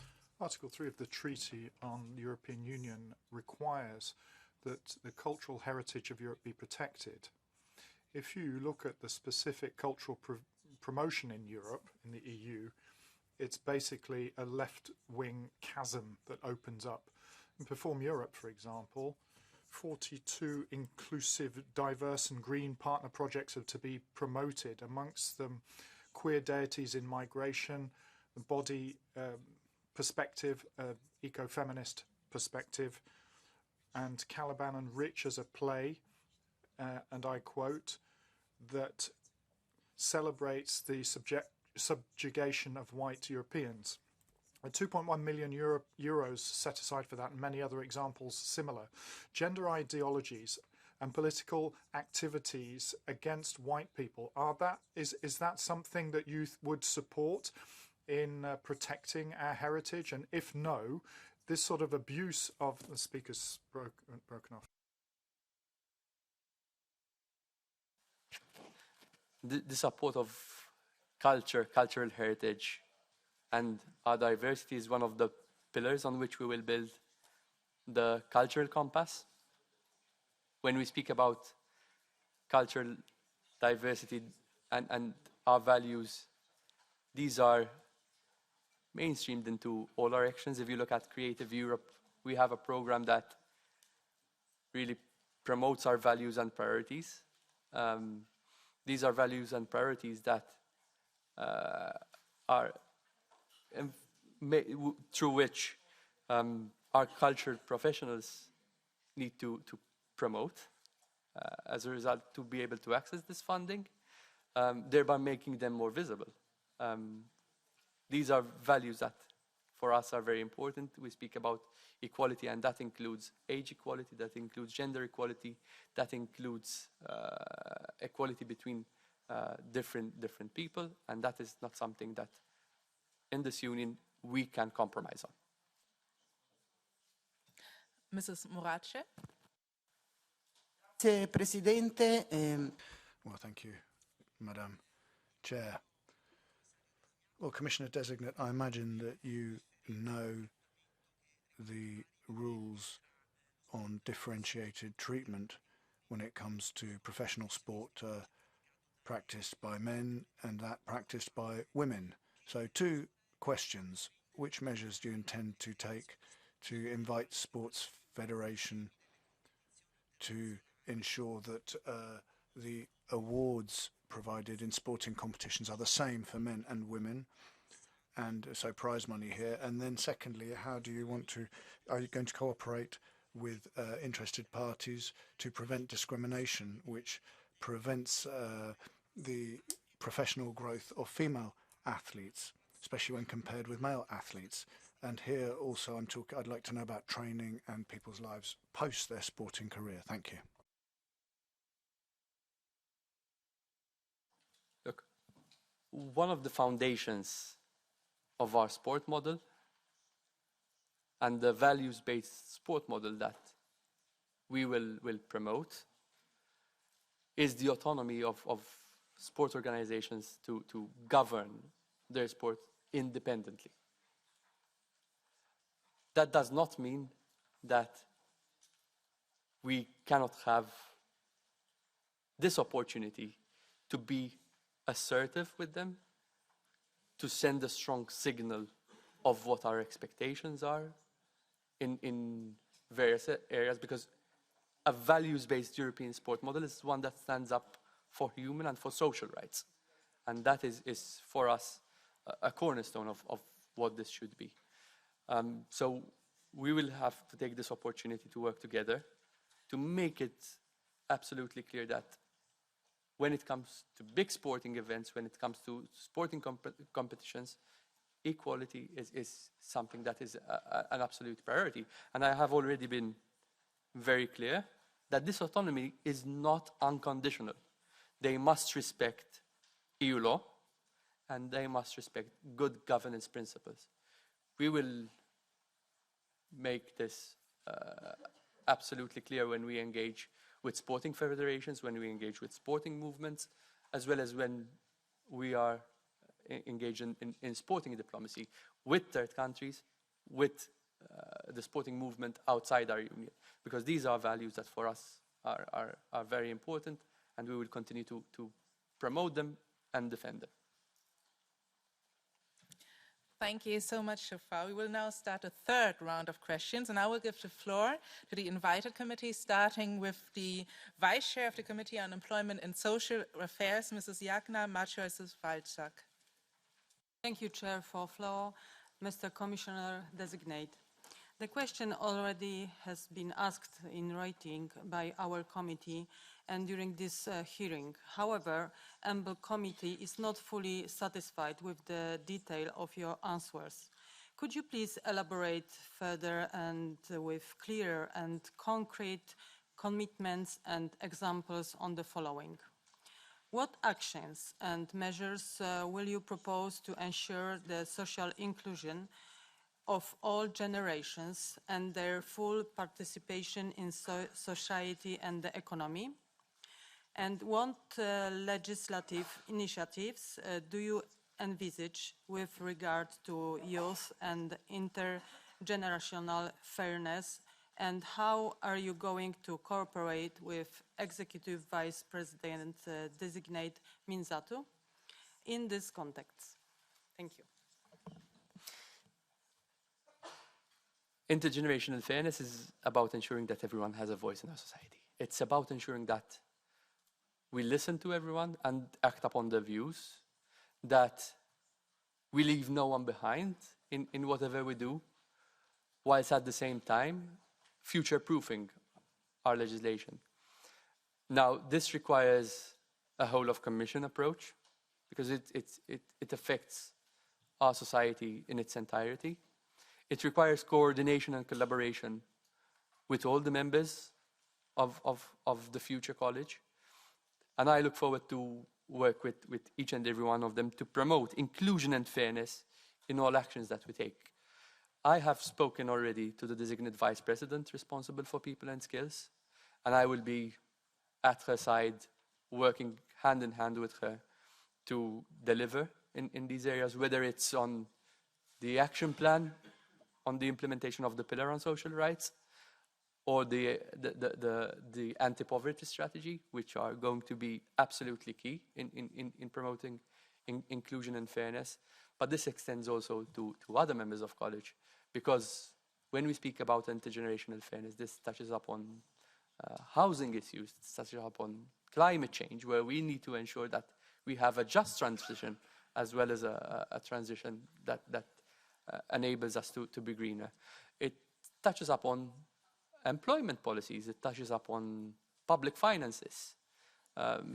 These are all areas that will be impacted by our work on intergenerational fairness. So we will have a strategy that will have targeted actions, and where we will use foresight, because this is a tool that helps us anticipate future disruptions and future opportunities, where we can be proactive rather than reactive in shaping the future that we want. Thank you. Mr. Javier Sasalejos, the Chair of the Committee on Civil Liberties, Justice and Home Affairs, you now have the floor. Thank you, Chair. Mr. MICALLEF, I understand that you're in favor of limiting the time children spend online. But on top of this measure, would you give us more concrete examples of preventive measures against specifically cyberbullying? My second question would be about your social media inquiry, the inquiry you intend to conduct. Could you give us some details about that? Who will design that? Who will assess the results? It would be about contents or about users. And my third point would be, as in your written replies, you refer to the cooperation with the European Parliament in the context of the EU Children's Participation Platform. How you concretely see such a cooperation with this Parliament? Thank you. I will start with your last question on the cooperation with this Parliament. When it comes to children, especially in the Child's Participation Platform, I am ready to work with this committee, but with other members of different committees, to ensure that we have a structured approach in the way that we tackle children's rights. In the previous mandates, I am aware that there was an intergroup on children's rights that was extremely constructive with suggestions, with ideas, also influencing legislation. The most notable example that comes to mind here is the Digital Services Act, where it's a result of the work of this Parliament that we have specific provisions that safeguard children in the Digital Services Act. I mentioned them before. Provisions on age gating, on age-appropriate content, on parental controls, on cyberbullying that were born in this Parliament. So there is a lot of value added that this Parliament can bring in our work on this. And I would be very keen to take this forward in this mandate as well. When it comes to cyberbullying, we will develop a strategy that will be based and will be built on the current framework that we have, the robust framework that is in this legislation, where we will protect our children online through best practices that are currently being implemented in member states, which we will roll out at union level, where we will promote the trusted flagger scheme in the DSA, where we will build on, for example, the digital identity wallet that will come into effect in 2026. And on this basis, we will ensure that we have a strategy that is coherent, holistic, and that protects our children online. Thank you. Mr. Mario Mantovani, Vice Chair of the Committee on Legal Affairs, you have the floor for your question. Signor MICALLEF. Mr. MICALLEF, you've already touched on this point, but maybe you could go into greater depth. The main argument underlying the Union strategy on the rights of minors is that of integrating these rights into EU legislation. The Jury Committee in the EP, in its 2022 report on better legislation and merging forces to come up with better laws, encourages such integration, providing for an impact assessment of proposed bills. The Parliament requested that a text be slotted in on the rights of minors within the package of impact assessment tools. Are you in favour of bringing this text on minors' rights on board as part of the Commission's toolbox for its assessment? Look, in my preparation for this hearing, when I was studying and looking at our children's rights strategy, there was a story that was recounted to me that really struck a chord, struck a nerve. As part of the children's participation platform, there was a group of children that was given an explanation of what this strategy meant for children. And there was this boy from Cyprus who, after hearing this presentation, told the officials that were delivering it, "This is well said, but I prefer well done." I believe that in this mandate, our efforts need to focus on the implementation of the children's rights strategy and on the fine-tuning and the adjustments that's necessary to it. Through the strategy, we have already a platform for coordination within the Commission, a coordination that brings together all parts of the Commission, so we ensure a child's friendly approach by default in everything that we do. Nonetheless, if there are ideas such as the ones that you have mentioned, this is why there's this engagement, and we will be more than happy to consider them and assess their feasibility, also to include them in the way that we do policymaking inside the Commission. Thank you. Now, we'll start our final round of questions, and I will give the floor to the political groups in reverse order, starting with the ESN group.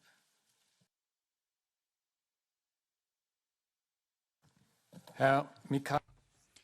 MICALLEF, you mentioned the Trusted Flaggers and the Digital Service Act in glowing terms. In October, in Germany, the first so-called Trusted Flagger was announced. According to the Federal Network Agency, these Trusted Flaggers now should be able to get rid of and take down and destroy any texts or social media posts that incite hatred.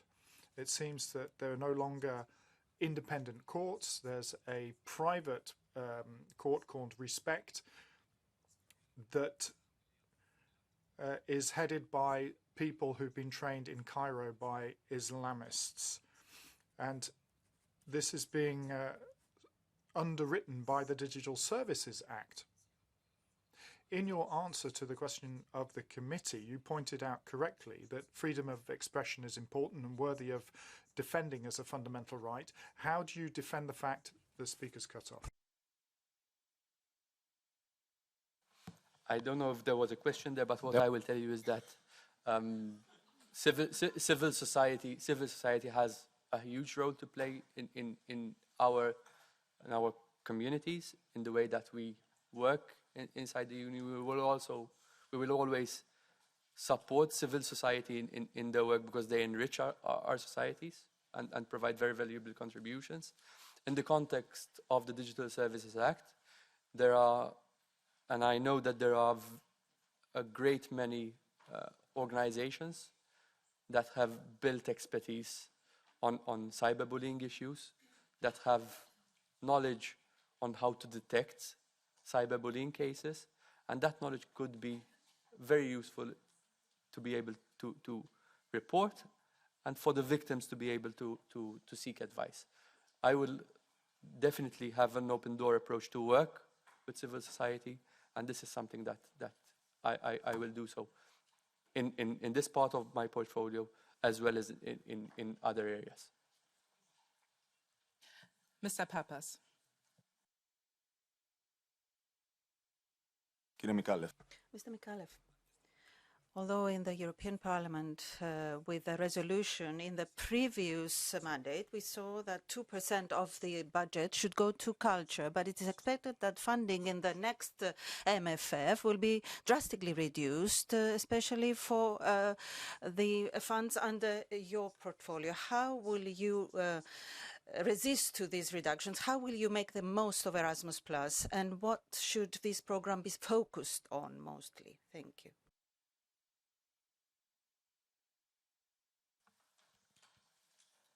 When we speak about Erasmus+, this is one of the flagship and most known programs in our union. In fact, probably there is, whoever is here in this room right now has either participated in this program or knows someone who has participated in Erasmus. Now, the Commission's commitment is clear. It's in the political guidelines, but it's also something that I have assurance of from my discussions with the designate Vice President for People and Skills, as well as with the designate Commissioner responsible for budget, that we will strengthen Erasmus+. This is a program that is envied by global partners, and we need to now look at how we can develop it to include, for example, vocational education in this, which is something that we look forward to. But there is also the youth strands of Erasmus+, which I will be responsible for, and the sports strands. Obviously, I will fight for stronger budgets in these areas. This is a discussion that will come next year when we'll have the proposals on the next MFF. Proposals which will also depend on support of the co-legislators. So there is a role for Council and for Parliament in this discussion, and I hope to be able to count on this committee's support so that we reach on our goals together in this area. Mr. Marquardt?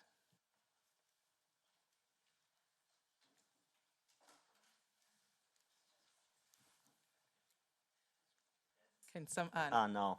Yeah, thanks. Thanks, Chair. Mr. MICALLEF, as streaming has become the primary way audiences access music, artists in Europe frequently report challenges around fair and inclusive compensation, opaque revenue structures, and limited control over how their works are promoted and monetized. The Copyright Directive aimed to address some of these issues by requiring transparency in how works are used and remunerated. Yet, implementation has varied significantly across member states, leaving many artists unable to verify or understand the breakdown of their earnings from platforms. Commissioner-designate, given these ongoing challenges, what specific measures would you propose to ensure a fair, inclusive, diverse and sustainable streaming ecosystem that truly supports the livelihoods of European artists while ensuring transparency from streaming platforms and algorithms? Thank you. Look, we need robust frameworks that support our artists, robust frameworks that ensure that they are fairly compensated. The regulations and the provisions that we have in the Copyright Directive, in the Digital Services Act, in the AI Act are already a good basis. When it comes to implementation, this is an area where we will focus a lot of our efforts and our energy. Without effective implementation, our rules will remain on paper. As a Commission, we are duty-bound as guardians of the treaty, but also to engage with stakeholders, but also with member states where there are risks, where there are gaps in implementation. We will do it so in a structured way. We will engage, but at some points that engagement is not enough. So we have to use the tools at our disposal to be able to enforce our legislative framework. And if need be, we will not be afraid to use them. These are there, and we will do so. But there is also an ongoing assessment of the way the Digital Services Act and the Copyright Framework are interacting together. This will give us a basis, this assessment will give us a basis to determine if there are any other actions that will be needed in the periods to come. Thank you. Mrs. Farron? Désigné. Commissioner-designate, France, Italy, Spain and Germany have set up a cultural pass for young people which gives simpler access to cultural activities and events. Now, I must admit that I haven't really heard any major measures for culture until this point. I'm a bit frustrated about it, so I wanted to know what your vision was in terms of making culture more accessible to young people, so that people can have access to their heritage and get involved in activities, and also to ensure there's more cultural mobility in Europe. Thank you. Look, in our political guidelines, it is very clear that we want to make culture and our rich and diverse cultural tapestry more accessible to young people, building on Discover EU. So Discover EU is a tool in Erasmus, in our Erasmus program, that I believe has been absolutely crucial in this sense. Through it, we have seen 1.4 million young people who have applied to visit Europe and visit our cultural heritage by train in a period of 30 days. And we have been able to accommodate 319,000 youths to be able to have this experience. Now, this is important because it gives youth the chance to learn about Europe and its cultural heritage. It gives them the opportunity to connect with their peers, to explore their European identity, as well as to develop their personal skills. And this is one of the concrete ways in which we can support young people in the next cycle of union programs, where we will have to work together with the designate vice president responsible for skills, as well as with the designate commissioner for budget, to ensure that we have adequate financing in Erasmus, but also in other areas of priority, notably in the culture sphere. We will need to see what we want to finance, how we will make our culture and creative sector industries more competitive, but also how to improve the working conditions of artists, and then decide how we want to finance it. But it is very clear in my mind that if we want to have an effective cultural compass, an impactful cultural compass, it has to be accompanied with adequate means, as well as with monitoring tools to ensure that we implement it effectively. Yeah? Mr. Walcher. Господин Микалев. Mr. MICALLEF, Creative Europe program has an important role for the creative sectors in the European Union. It is vitally important for the less developed regions to be adequately funded. For us, it is also important to make sure for the creatives to express their ideas without being restricted by economic, ideological, or political pressure. Mr. MICALLEF, how can you ensure that all communities and minorities will access to culture so that we encourage diversity in all member states, and how would you the speaker was cut off, unfortunately. We have a rich and diverse tapestry of cultural identities in the European Union. This requires that we support member states in ensuring that their culture sectors flourish, but as well as at the same time coordinating their efforts with strategic guidance.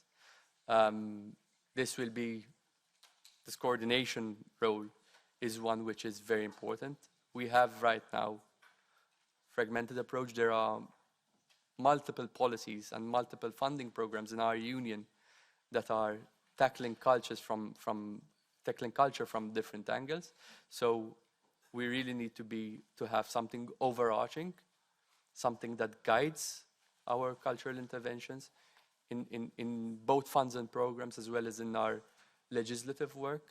When it comes to regions, this to me is one of our priorities, to provide strategic support and strategic action through which our regions can have access to culture. And this is an area where we will, first of all, have a consultation with our cultural and creative sectors in rural regions to understand the needs and concerns, and then also have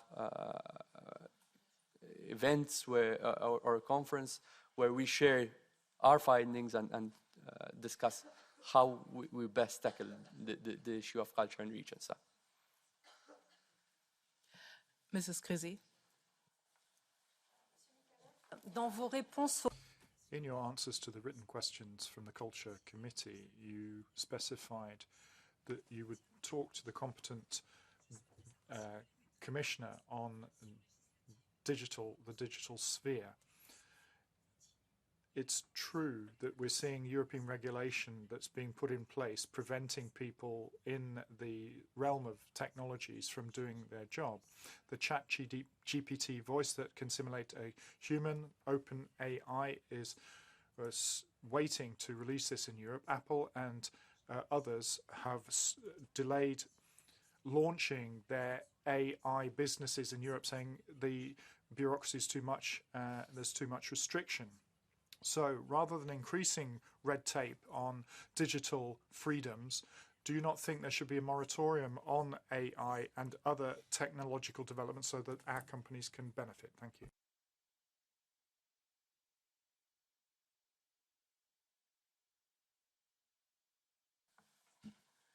We have ahead of us opportunities that are brought about by the digital transformation.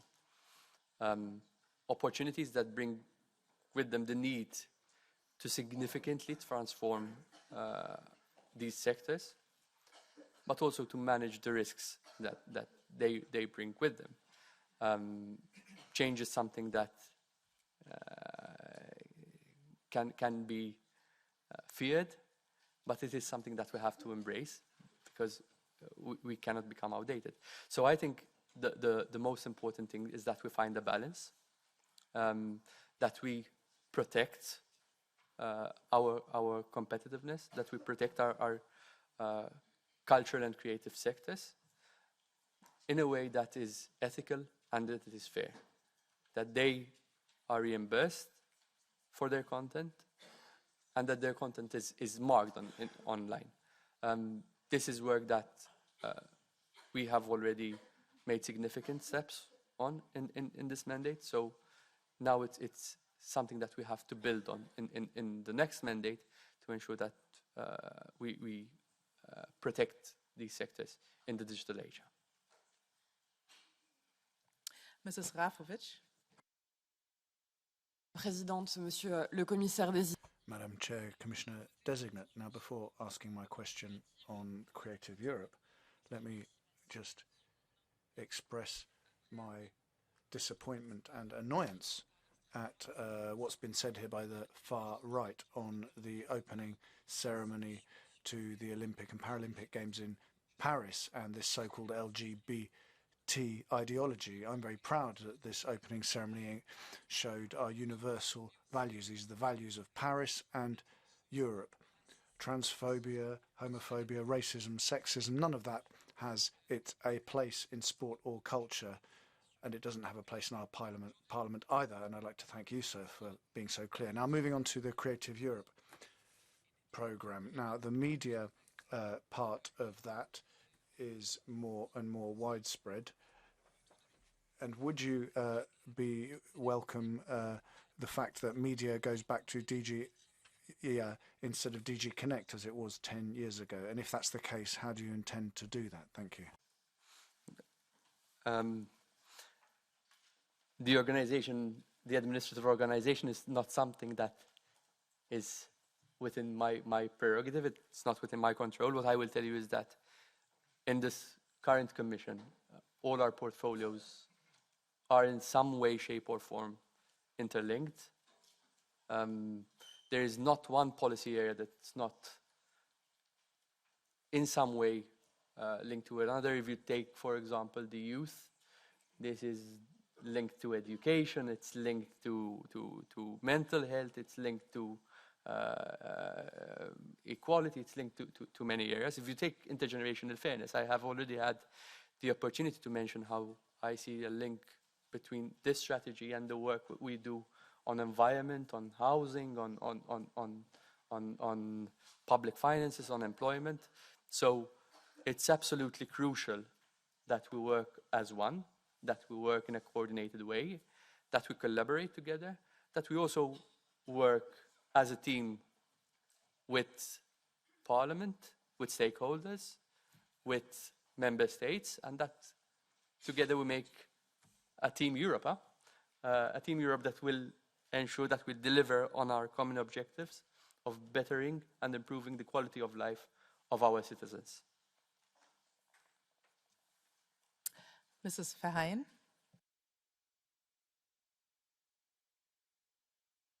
I will change to my mother tongue because we are the Committee for Multilingualism.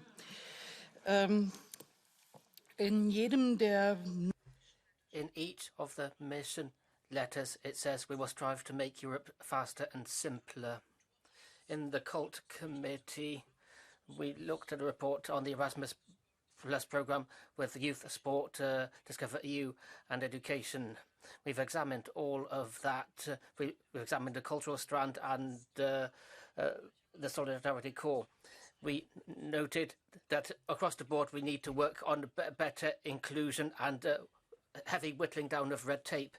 In addition, it's not clear how other programmes such as RFF, ERDF and so forth, how these programmes will come in. Where will the investments come to ensure access to these programmes? Because these programmes are just too unwieldy for small cultural organisations. They can't get their head around the red tape.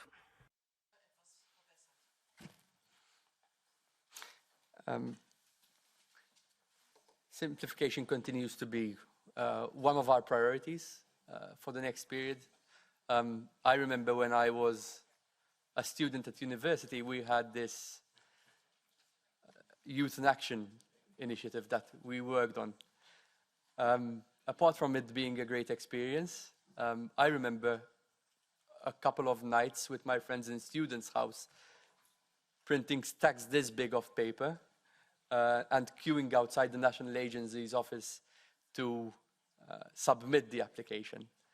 Now, to me, this is exactly the reason why we must invest in simplification of our programs, because we want people to focus on the quality as well as on the delivery of the projects, while at the same time ensuring that we have robust regulatory framework. So it's about finding this balance. We have to find this balance also in Erasmus, but in other programs as well. We have to promote culture in all policy areas because it can really contribute to our regional policy. It can contribute to our social priorities. It can contribute to our education efforts. And the cultural compass is how we will do it. The cultural compass will be the general reference framework that I will use to work with my colleagues in the future college to ensure that we reach our shared objectives in the cultural sphere. Thank you very much. Mr. MICALLEF, you now have the floor for 5 minutes for your concluding remarks. Honourable Chair, honourable members, thank you for this opportunity for open discussion and dialogue today. This is European democracy at its best. I have come to deepen my understanding about your views for the coming mandate, about our vision for the future of the European Union. I trust that I have answered all your questions with clarity, openness, and commitment. Clarity, openness, and commitment I also intend to bring to the role of Commissioner for Intergenerational Fairness, Youth, Culture, and Sport. And the European values of diversity, fairness, solidarity, and democracy will guide my action.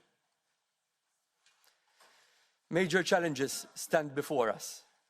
Major challenges that require bold responses, bold European responses.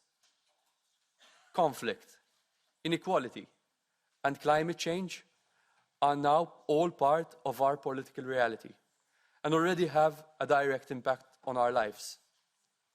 Our approach to intergenerational fairness, youth, culture, and sport is central to Europe's responses to these challenges. The European Parliament has been a great ally to the EU's cultural policies, including Creative Europe programme and our support to Ukrainian cultural professionals. You have been a staunch supporter of young people, defending Erasmus+ and promoting their inclusion in democratic decision-making. And you have championed our European sport model. If confirmed, I will work alongside you to further strengthen the cooperation between this House and the European Commission, and to defend the interests of current and future generations. To achieve this, I will establish regular communication with the members of relevant parliamentary committees. And in line with the political guidelines, I will provide an annual report on my progress in delivering on the promises which I have made to you today. Together, our institutions will ensure that Europe offers current and future generations the same opportunities to thrive and reach their ambitions. Together, we can ensure that young people's voices are not only heard, but listened to and acted upon. And together, we can further cultivate the power of culture and activate the power of sport. Art, music, literature, cinema, and sport, amateur or professional, are central to Europe's unique cultural heritage. They hold us together and foster a shared sense of belonging, a shared sense of destiny as Europeans. If confirmed, I will endeavour to maximize the EU's impact in these areas, to bring added value to all Europeans in their daily lives, in every corner of our Union. Honourable members, thank you again for today's discussions and for the dialogue. I hope I have earned your trust to enable me to take forward the Commission's work in the fields of intergenerational fairness, youth, culture, and sport. It would be a great honour and a privilege to work with you in the years to come. Thank you.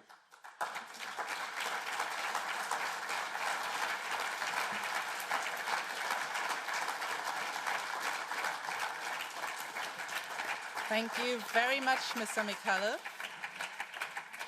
And thank you all, dear members and dear chairs and vice chairs of the invited committee. I know 3 hours is quite a long time, but we had quite a fruitful discussion, and thank you also for the staff that actually made this meeting or this hearing possible. We'll proceed now, and if I may ask you just to say quiet for one last minute, to the evaluation of the Commissioner-designate, and I will ask the coordinators to meet in camera without undue delay. So thank you once again for your active participation. Have a nice evening.